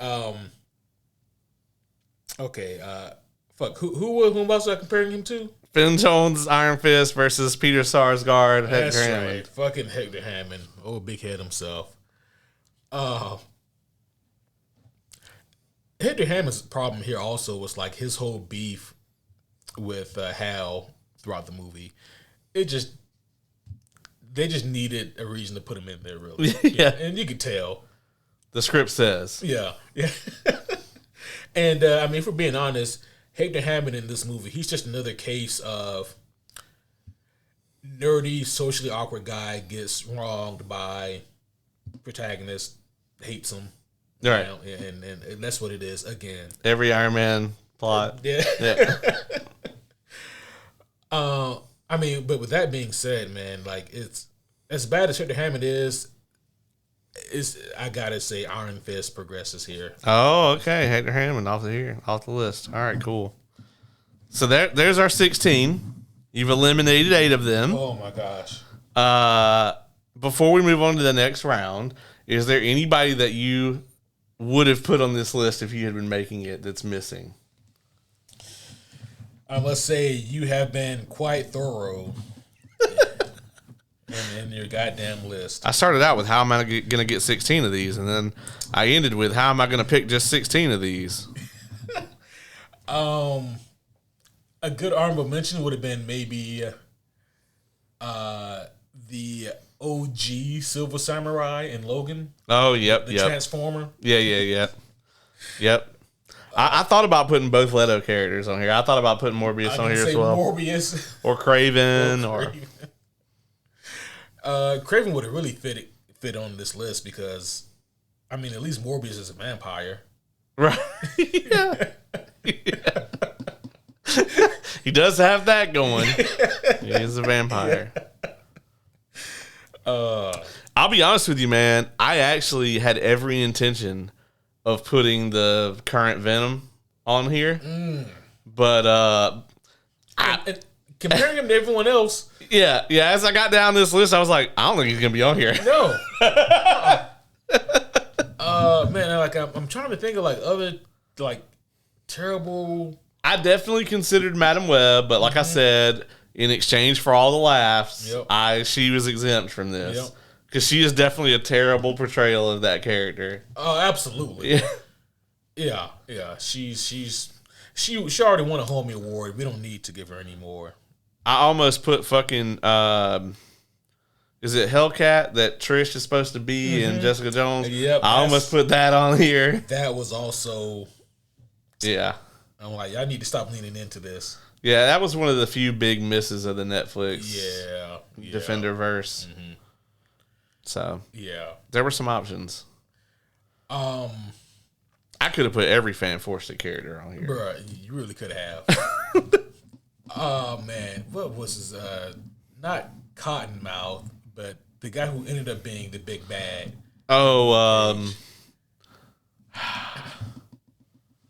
Right. Is it Razor or something? Diamondback, that's what it was, yeah. I'm Luke Cage. Like, that will go down in infamy as far as I'm concerned. Who says the following line in the MCU? I'm Luke Cage. Is it A, Luke Cage? B, someone dressed up as Luke Cage? Or C, Diamondback? It's like you're sitting there looking at it. You're like, this is a trick question. Oh man, I could have put tons of pretty much anybody from Batman and Robin could have been on here except for Chris O'Donnell. Yeah, except for Chris O'Donnell. He's the only one that would be exempt. We could have put fucking Two-Face on here. Oh yeah, from Joker 2. We could have put Two-Face on here from Forever. I forgot there was a goddamn Harvey Dent and Joker 2. So did they. Yeah. I could have put Harley on here. Yeah. So I could have put several incarnations of Harley on here. Yeah. I probably could have put just about anybody from Suicide Squad except for like, wasn't like Killer Croc in that shit or something? Yeah. It was. Yeah. And like, how you can have a Killer Croc that I wouldn't be afraid to fist fight? Right. Yeah. It was so awful. You all right, man? You ready to move to round 2? No. Well, we can make this a 2-parter. We can pick this back up. You know what? No, let's just go ahead and get it out of the way. Yeah. All right. Well, you at least don't have any more surprises on here. That's just true. You know all of the deets. So for round 2, we're starting round 2. Our first matchup is between George Clooney's Batman and Joaquin Phoenix's Joker from Joker 2 specifically. Okay.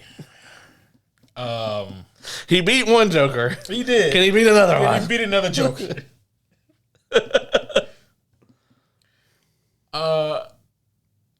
Clooney's Batman is just so damn bad. It's like there's nothing really redeeming about it. I mean, we already mentioned like his Bruce Wayne is decent, but that's just him being George Clooney. It's just him being himself. I mean, there's just nothing there for his Batman. Like he's just so blasé. He's got the nips and the head wiggle and the nip wiggle. But then Joaquin's Joker, man, specifically from Joker 2. At least we didn't have to see that Batman twice. Right, imagine that. And it was somehow worse in the sequel. I don't know. He was in The Flash, and he was not even close to the worst part of that. You know, I could have pulled a bunch of shit from that movie, too. Fucking God. I could have just pulled the main character, like Ezra Miller's Flash from...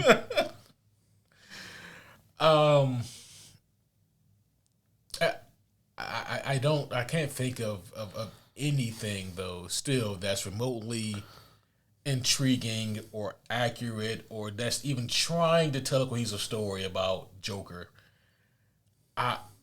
He's got to progress. Okay, George Clooney's Batman, you're safe. You can come back to Comic-Con in 2035. You're welcome. I can't believe he actually got... in his credit, he's the only person on this list, I think, to get fucking banned from Comic-Con. Just for the being in the movie and their performance. That is impressive as hell. Yeah, for 10 years. Wow. Him and Joel Schumacher got banned from Comic-Con for 10 years. Well, for Joel Schumacher, I guess it was life. Yeah, well, no, it ran out. Because this was like, 99, wasn't it? 97. 97, yeah. So he got to go. Yeah. He got to go. Okay. Now we have Anna Diop's Starfire from Titans versus Toby Kebbell's Dr. Doom from Fan Force. Oh. Oh, man. Oh, man. Oh, boy. This is tough. I didn't foresee this happening. You see what you've done? I do. Well, you did this, actually. I made the list. You everything now is your fault. This is all you. You constructed this metropolis. God damn it. Wow. How to choose between like two different shit sandwiches? It'd be like if you just pulled two characters from Suits and was like, you're Starfire, you're Dr. Doom. Like, you know? Just take whatever you currently know about those characters and action. Yeah. And if you know a lot, then erase it. Then erase it. Oh, shit. Man, it's like, because they're both so damn bad. Looking at Starfire again, man, and I'm just going through the Rolodex here, seeing what I remember from the times that I watched Titan. Which, by the way, homies, while I filibust here, Titans is like it was, I'm not gonna say the first show. I mean, not the only show, but it was the first show where like Kevin and I, we sat down and we watched and reviewed, every episode of season 1. And then we were like, thank God that's over. And then, here comes season 2. We watched and reviewed every episode of season 2. And then we said, okay, look, we're gonna watch like the first 2 episodes of season 3. And if it's trash, we're just not gonna review it. I didn't even make it that far. Yeah. I stopped sometime in season 2 because I was like, oh, they're gonna do Slade. They're gonna do that whole nah. Yeah. They actually had one good episode in season 2, and it was actually really good. And then that just made Kevin and I really angry because you motherfuckers could have been doing this the whole time. and then it went right back to being trash. You know, They had like somebody come in and guess right that episode. it had to have been. I'm like, this is really fucking good, and then it was really bad again. George R. R. Martin showed up. He was like, "Hey, I wasn't doing anything. Right? I'm not busy. Let me write an episode of your show." They're like, "Are you sure you're not supposed to be working on something else?" No, I'm good. I'm good, dog. I got that HBO money. Oh shit! You ain't even gotta pay me. You ain't gotta pay me, dog. We good. But yeah, we decided like after we watched like the first 2 episodes of season 3, if it's not for us, we're not gonna review it, because for the homies who do like it, they're just gonna listen to us bitch about it the whole time, and then we're gonna have to sit here and suffer through some shit again that we don't want to see. And then they went on for like a 3rd and 4th season. Yo, I mean, for those of you who never talked, ad nauseum about anything, like, there are thousands and thousands of hours on the internet of the two of us talking about things. Mm-hmm. This shit gets really exhausting when you hate the thing you're talking about. Yeah. I don't know how Jim Cornette does it. Bro, right? And then he also didn't just talk about it, he watches it. Yeah. Yeah, like, it's got to be like just a well of infinite rage that he has from dealing with Vincent Mann for so long. But I don't have that, you know? Yeah. Like, when we get to like 2-3 things in a row that are terrible, mm-hmm. like if you go back and listen to our review of Joker 2, it's not very long, because we were just like, this is irredeemable. Yeah. Fuck it. Like, mm-hmm. You run out of things to say about terrible shit. Yeah. So, yeah. It's rough. It is. And it's just so unproductive. You can only think of so many different ways to call something shit. Right, yeah. Before you're just like, this is irredeemable dog shit. Yeah. Don't fucking watch it. Right. And then half of you guys go and watch it anyway. Yeah, and you're like, it wasn't that bad. Or you're like, why did I watch that? Why did I watch this? Like, we tried to tell you. We tried. Yeah, like a bunch of you motherfuckers went out and watched the Star Wars Holiday Special. Right. What is wrong with y'all? Oh, you just don't take a... You want to see Grandpa Baca jerking it, I guess. They did. They were like, there's no way this is really in the thing. And it is. VR jerking it. Okay. But there is a versus at hand right here. There must be a winner. Okay. There can be only one. There can be only one. And it's Starfire versus Dr. Doom from Fan Force. Oh, God. See, that kind of tells me who wins here. Like, my brain just blocks out the other contestant. Here's the thing, right? I can say this about Starfire. It's too late, obviously, but they do start the course correct. Yeah. They at least explain why she was wearing like a 1970s prostitute outfit. I mean, how you explain that away, I don't know. But like the fact that she like kept it on. Yeah. It's like, okay, we're acknowledging that this is dumb. Yeah. What? Wait. Right. So she's gonna have like a super suit or something in the next one. No. Eventually, they did change her outfit, thankfully. And then they introduced Blackfire, her sister. Which, that was also cool. I mean, I didn't watch enough of it to see what happened with it. Probably nothing good. Because didn't it get canceled right after that? I think so. Well, eventually, they introduced fucking Damien. I'm not Damien, but Jason. Oh, God, and Jason was awful. I should have put that Jason on here. Jason was fucking terrible. Oh, yeah. And then they introduced Connor, Superboy. Oh, yeah. I never saw any of the Connor stuff, I don't think, but their version of Jason Todd belonged on Euphoria, not this. Yeah. Yeah, it was. And that's the thing, right? Jason, for comic book standards, was a pretty edgy character. Now, putting him in this show that's tried to be nothing but edge, it was just a bad decision. It was awful. Yeah. He definitely could have made the list because he was bad. He was real bad. But with all that being said, Doom is this Dr. Doom is fucking trash, bro. He goes into the fucking, I don't know what you call it. The particle collider? The negative zone portal plot device? Yeah. And then they leave his ass there. Yeah. And then for like 90 minutes, we come back and watch the Fantastic Four do nothing. Yeah, yeah. And then... this motherfucker... And then they're like, you know what? We should really go get Victor.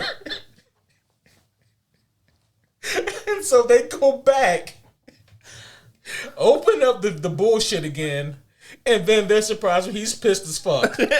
and just killing people just with vague wizard powers. Alan Moore wizard powers. Yeah.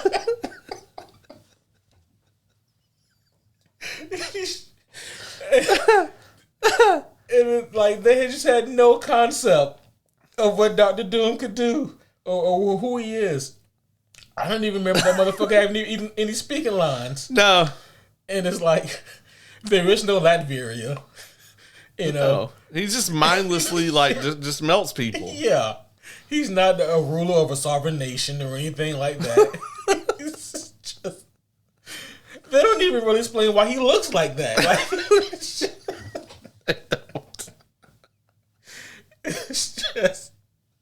it's just the fucking worst. Doom progresses on. Starfire is safe. Poor Starfire. May you rest in pieces. Yeah, I like how earlier he was like, yeah, well, you know, Doom's going to win the whole thing, I think. But, you know, as we went through, he was like, yeah. Okay, I've been waiting for this one. Our next matchup is Ryan Reynolds' Deadpool from X-Men Origins Wolverine versus Arnold's Mr. Freeze from Batman and Robin.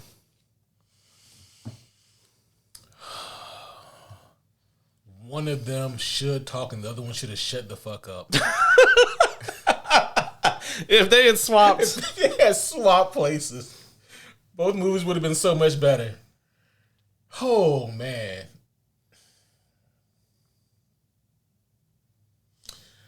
I can't even think about Arnold's freeze without just grimacing. You know? You know, as soon as you said that, I'm like, that's not like a terrible plot device. Like for the first 20 minutes of the movie, like Batman and Robin are like fighting Mr. Freeze. Mm-hmm. But in the Freeze helmet, you like can't see, like it's just like a visor. Yeah. And like when they finally take him down, they take the helmet off and they find out that Joker sewed his mouth shut. Like that would be like a very interesting way to go about it. And then like when they cut him out or whatever, then he's like, no, I was trying to save my wife, whatever. Right. And then, you know, and then Batman finds out he just beat this guy up and literally like helped the Joker, you know? Dog, you talking about a creative plot device in Batman and Robin.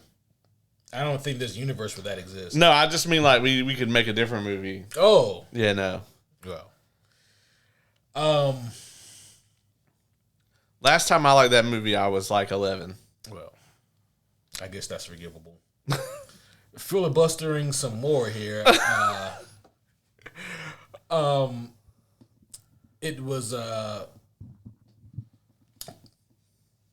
Dini. Paul Dini. Paul Dini, who obviously wrote the... I mean, if you guys like the animated series, Paul Dini wrote it, you know? Yeah. Him and Bruce Timm. Yep. Bruce Timm was primarily the artist. Yeah. Phenomenal. I think he's the showrunner on paper, though, wasn't he? I'm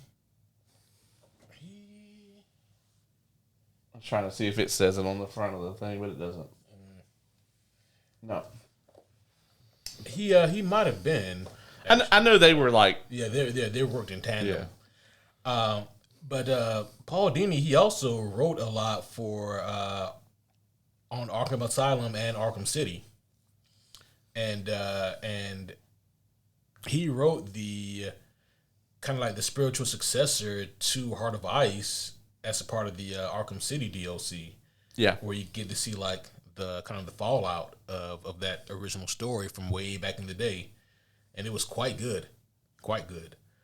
So if you guys want to know, like, does Mr. Freeze ever get to be with Nora? Does she ever get to, you know, like, what happens with that? There's a really cool DLC fight and story that you do in the Arkham City DLC. And that's just one of the greatest like mission style fight scenes that I've ever done, because every time you attack Mr. Freeze, you can't attack him that same way twice. Yeah. Because he's fucking on to you now. So if you come from the grates, he's going to be checking the grates from now on. If you come from like the gargoyles, you can't go up there anymore either. It was really good. Like, it had really like Psycho Mantis kind of vibes. Yeah. You know, and I out of everything in that game, like, there's a lot of stuff I've forgotten, but that fight is not one of them. Mm-hmm. Phenomenal. It's like the Deathstroke fight from the next one. Yes, yes. I guess enough filibustering here. There can only be one. Like X-Men Origins Wolverine. After that Deathstroke fight, the writers went home. Yeah. Oh man, it's so crazy that they sewed Wade's mouth shut. You know, because you hear him banter for like that little 5-minute window when they're on the mission, and it's like this is what he's supposed to do. Right. This is perfect, and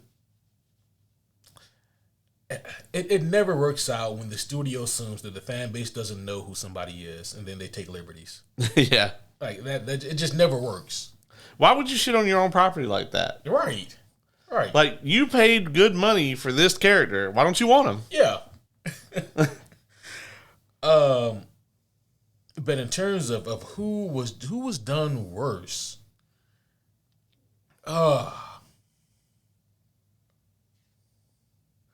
boy, this one is close. This is a good matchup. Yeah.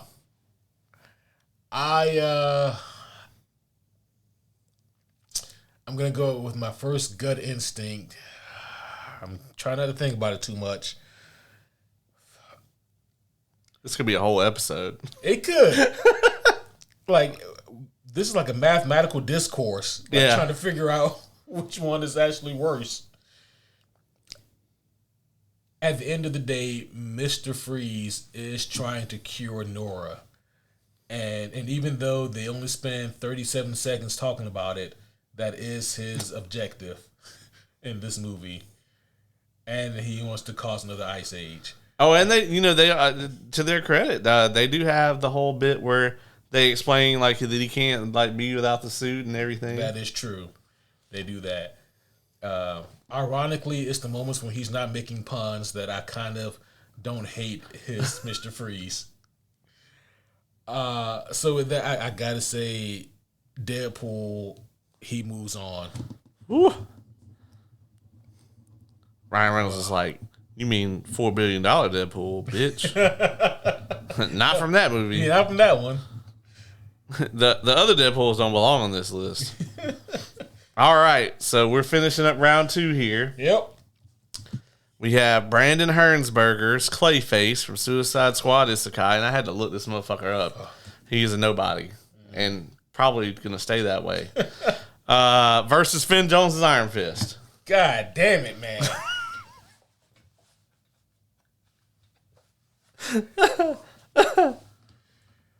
Shit, this is fucking bizarre because it's kind of like two twinks going against each other. Yeah, the Battle of the Twinks. Battle of the Twinks. It's a twink off. I never want to be at a twink off. The twinkening. Okay. It's a twinkpocalypse. God damn. It's Twinksgiving. I could go on. Yeah, you can stop. Okay. Also, I do have the option. you do. All right. So Finn Jones, what is redeemable about his Iron Fist? He does in fact have an Iron Fist. It glows. It does. And he hits people with it. Yeah, like once every 4 episodes. Yeah. Yeah. And he does hit Luke Cage with it, and the look on Mike Coulter's face is probably the best part of Defenders. Yeah, agreed. Man, like they did Iron Fist so dirty, and he was just so minuscule, right, in his own show. First of all, Colleen stole the show. Yeah, for being honest. To the point that they made her the Iron Fist. yeah, they did. And this Iron Fist is supposed to be like arguably maybe like the second, possibly maybe sometimes even the first, like the greatest martial artist. You know, it's like Shang-Chi and then Iron Fist, you know. Right. Listen, I love Matt Murdock just as much as, maybe more than most people. In the hand-to-hand combat, man, they're the only beating Iron Fist. And Defenders, he whoops his ass. Yeah. Yeah, that's true. But also, you can't see that version of Iron Fist beating Daredevil. No. You just can't see it. It doesn't compute. Clayface. I can't think of anything good to say about Clayface. I'm racking my brain here. The Creature Commandos version made it even worse because it was like right after. Right. And it's like, oh, so they can do a good Clayface. Yeah, so like someone at Warner Brothers has in fact read about Clayface and knows who he is, and maybe just James Gunn. It might have just been James Gunn. Yeah, he's the only one there. James Gunn saw that shit. He was like, I'm about to make a dope ass Clayface. Right. Put him in a fucking cameo, and it's gonna be better than what they did. Did you know that in Rises, like that one dude is supposed to be Clayface or whatever? The guy that Bane finally ends up killing. That he puts his hand on him. Yeah. Well, I think that guy owns the corporation that makes the chemical that turns Clayface into Clayface. Oh, okay. Yeah. Taggart? Is that his name? Taggart, yeah. It would have been hilarious if he was, in fact, Clayface, and Bane's like, and you think this gives you power? And then he like turns into Bane? Yeah. Like, no, but this does. Oh, shit. Bane doing his best Debo impersonation. Yeah, right. Give me your chain. I am aware that your grandmother gave you that. However, I do not care.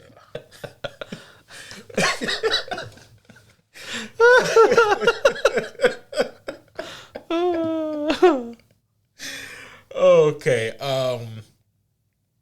Yeah. This goes without saying, they're both awful.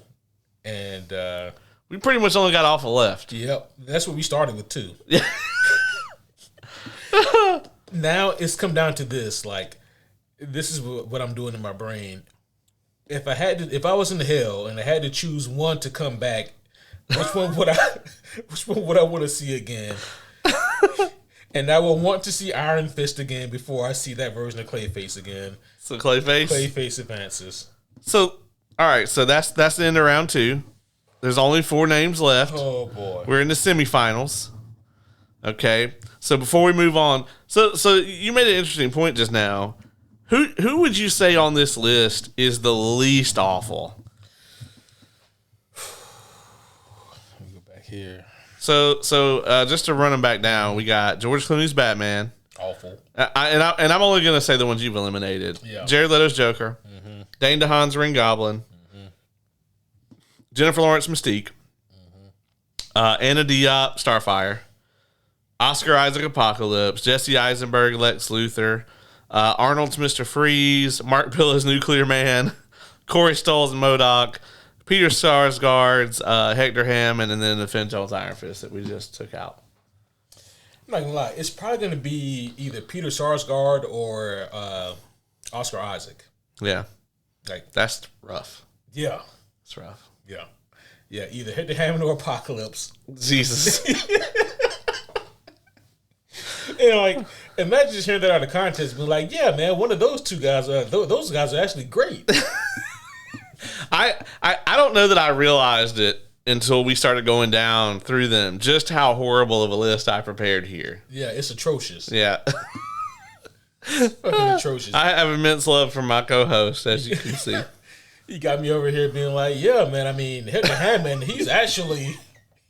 Yeah, man, Arnold's Mr. Freeze. Yeah, man. I mean, he loves his wife. Yeah, he does. He's trying to save her.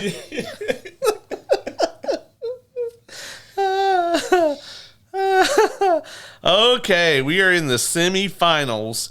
So on of the first half of the bracket, we now have Joaquin Phoenix from Joker 2 versus Toby Kebbell's Doctor Doom.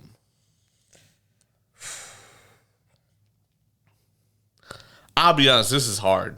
This could have been the finals. Yeah. Yeah. Yeah. With how hard this one is, this absolutely could have been the final. Yeah. God, oh fuck, man. Yeah, I agree. This definitely could have been the finals. Holy shit. Okay. I didn't have MODOK's going out round one. That's something. That tells you something. That tells you some shit. And who beat him out? The Clayface. Okay, It's it's like, it had to be something just god awful. Okay. That one's a recent burn too. It stings so bad. Okay.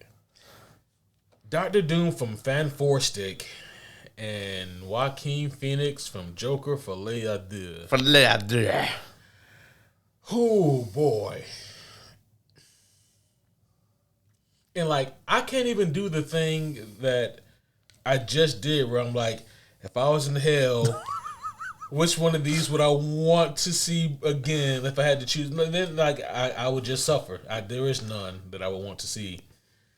Maybe look at it like this. It's like, which of these is like the 9th layer of hell for you?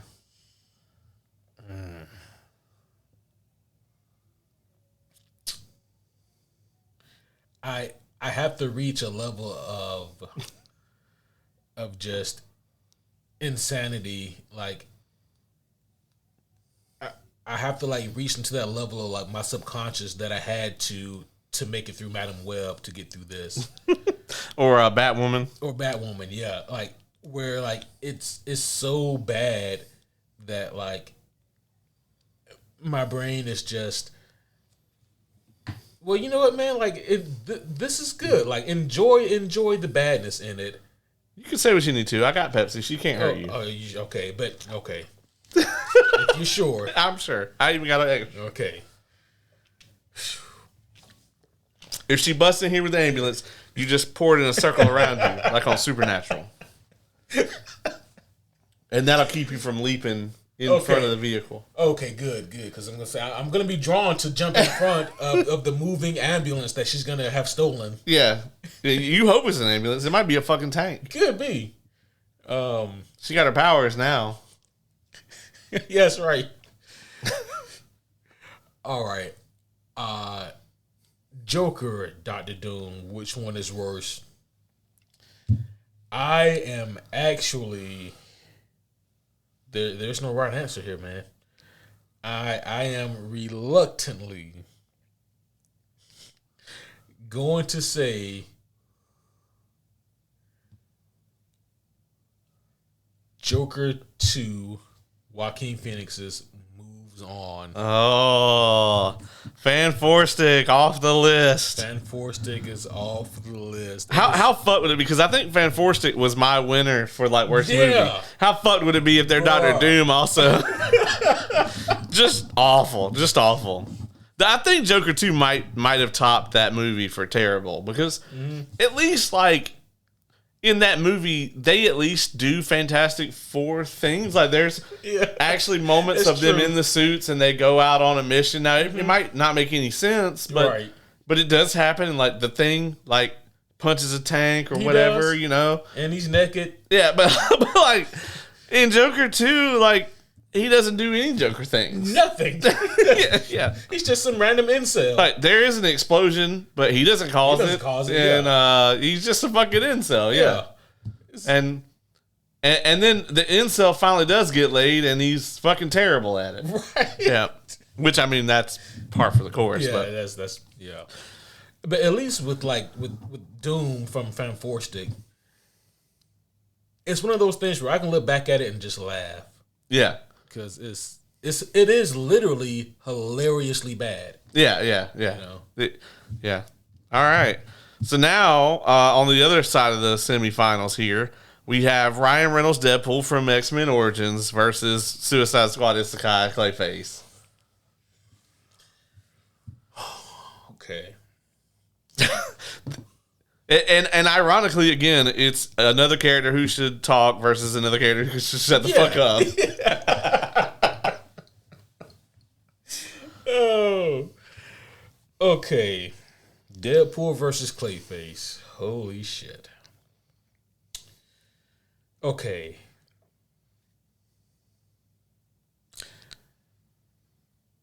I fucking hate this Clayface. Like I really do. You mean Michael Jackson? Yeah, I meant Michael Jackson. Silly me.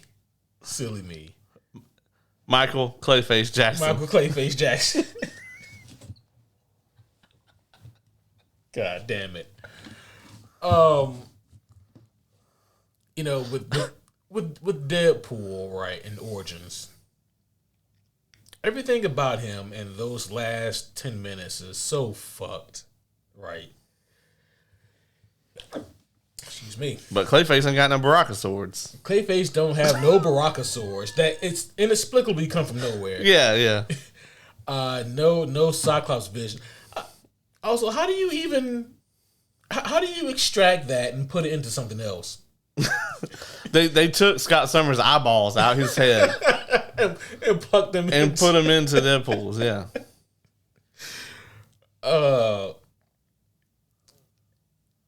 This is how low I have to sink to make a decision, Caleb. At least Deadpool knows how to fight. And he fights Wolverine, and that's the thing that they do in the comics. Clayface goes forward? Clayface goes forward. Oh, man. I gotta say, I anticipated some hatred here. I didn't know. I figured that Joaquin's Joker might make it to the finals. I actually thought we might even get a Joker versus Joker in the second round. But your final to determine who is the worst comic book portrayal of all time, we have Joaquin Phoenix from Joker 2, versus Brandon Hernsberger's Clayface from Suicide Squad Isekai. That's tough. And these are both so current. Like, they're within the last 6 months. Maybe that's part of it. Is like the wound is still open. I believe it was Friedrich Nietzsche, and thus spoke Zarathustra, where he said, God is dead and we have killed him. This is proof of that notion. Clayface from Suicide Squad Isekai versus Joker from Joker Folie à Deux for the worst characterization. And yeah, Michael Clayface Jackson versus some fucking guy. Some fucking incel. Some fucking incel guy. Folie à Deux. Yeah, he is in jail, so it's an incel in the cell. God damn it. That was a good one. Deep Blue Sea. Motherfucking shark ate me. Oh boy, that was a good one. No, I can't stop yelling. That's how I talk. Did you see Dave Chappelle's? He was on SNL recently. It was pretty good. His opening monologue was hilarious. I didn't see the monologue yet. I just saw some of the skits. Those were funny too. Yeah. In his opening monologue, he was talking about the puffy stuff. Oh, was he? Yeah, and he was like, people started asking me, they'd be like, well, Dave, you knew all these people that was at the freak off. How come you weren't at the freak off? He was like, that was a terrible way to find out that people in Hollywood think I'm ugly. They were having all these sex parties and they didn't invite me. And then he's like, nah, actually what it is, he's like, you know, I don't necessarily have like a super charming face, but it's not an ugly face. He's like, what it is I give off snitch energy. He's like, you're at that orgy. The last thing you want to do is look across the room and see me staring at you like. I was like, that's true. You're right. I'm about to tell everybody. Yeah, I never been in an orgy and like Dave Chappelle was randomly there. And if I was, I'd be like, this is weird. Yeah, this is very bizarre. Yeah. I don't know who to tell about this. Yeah, right. Oh man. You have an epic decision to make. I do. Yeah.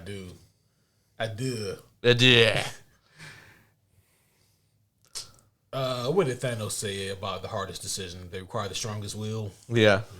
Something like that. All right, so I've quoted Nietzsche and Thanos. Like, I'm running out of grimdark people to quote.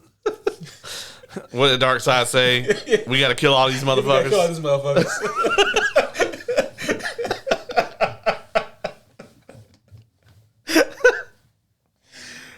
Oh man.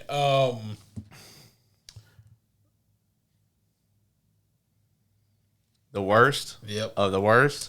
Of the worst. The worst of the worst of the worst.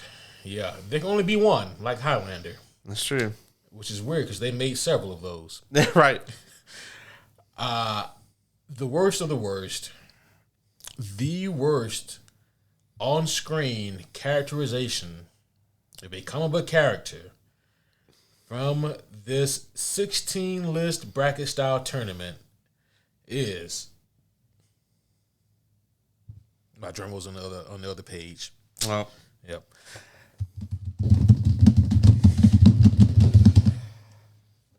Joaquin Phoenix's Joker from Joker Filet Deux. there we have it, folks. Joaquin Phoenix's Joker from Joker to Filet I Do. I don't know what that means in French, but I can only imagine it means something like shit.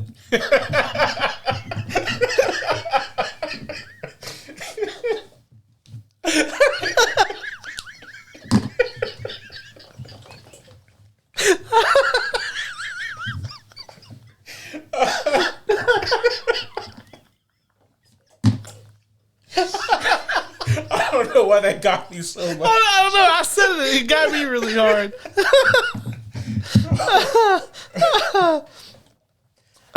Okay. I actually do know what it means. We looked it up for Yeah. the review. Yeah. Like 2 people having a shared psychosis or some bullshit like that. Yeah.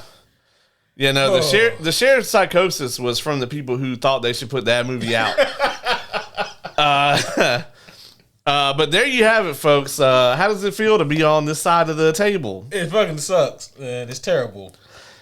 You know, I feel like, it's like if you ever do like any kind of like a Tough Mudder or like a fucking a 5K or like a workout circuit, and afterwards you have this feeling of like you're exhausted, but man, you feel enlightened. You feel like you've accomplished something. Like you just have this euphoria about you.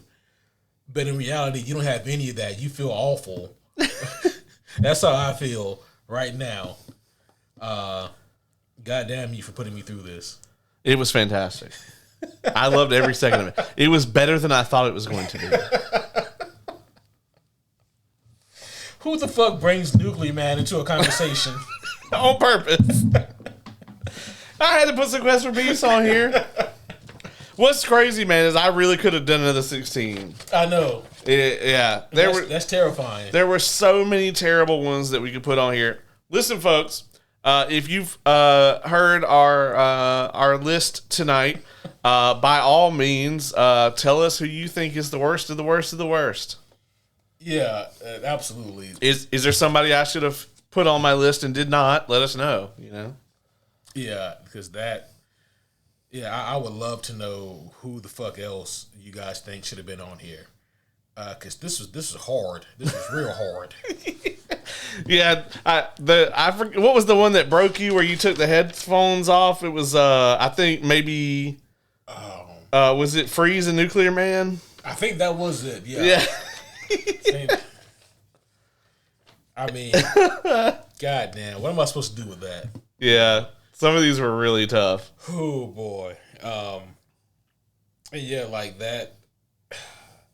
I still think like the hardest one I had to make was probably Doctor Doom versus Joker. Yeah. That one was so fucking tough. There was a minute there where I thought Doctor Doom was going to go all the way. Yeah, me too. Because he is god-awful. He's so bad.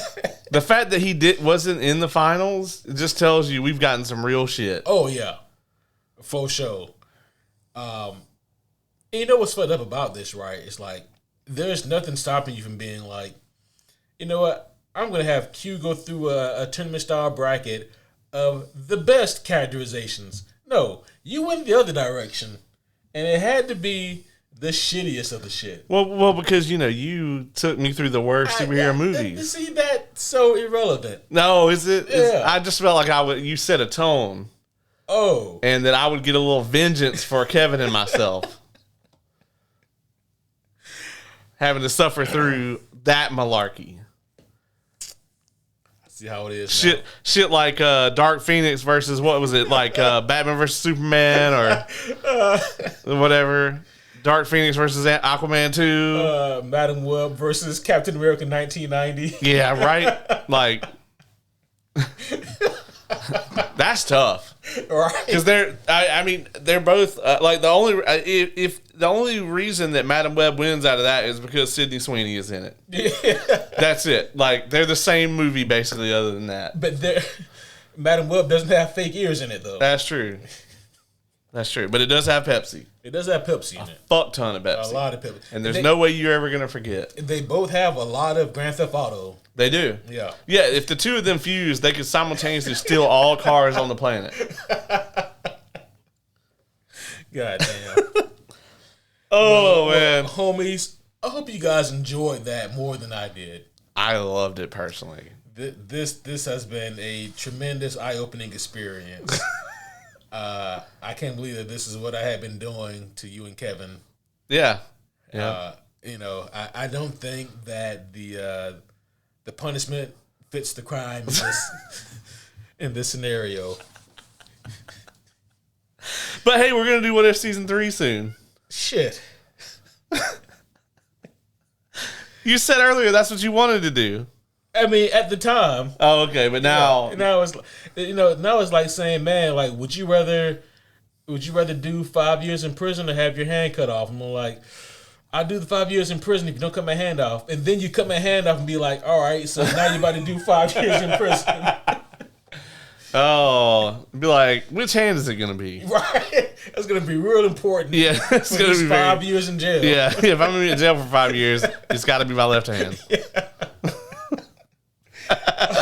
Well, homies, I would say we need to wrap this up before it goes off the rails, but I don't know if this one ever truly was on. I don't think it was. Yeah.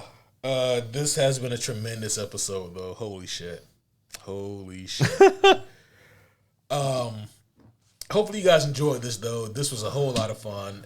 As always, guys, if you have any kind of questions, comments, skills, threats, food, supplies, you can hit us up at superherohomies@gmail.com or any of the social media outlets, including the YouTubes as well. Your comments are always appreciated and noted.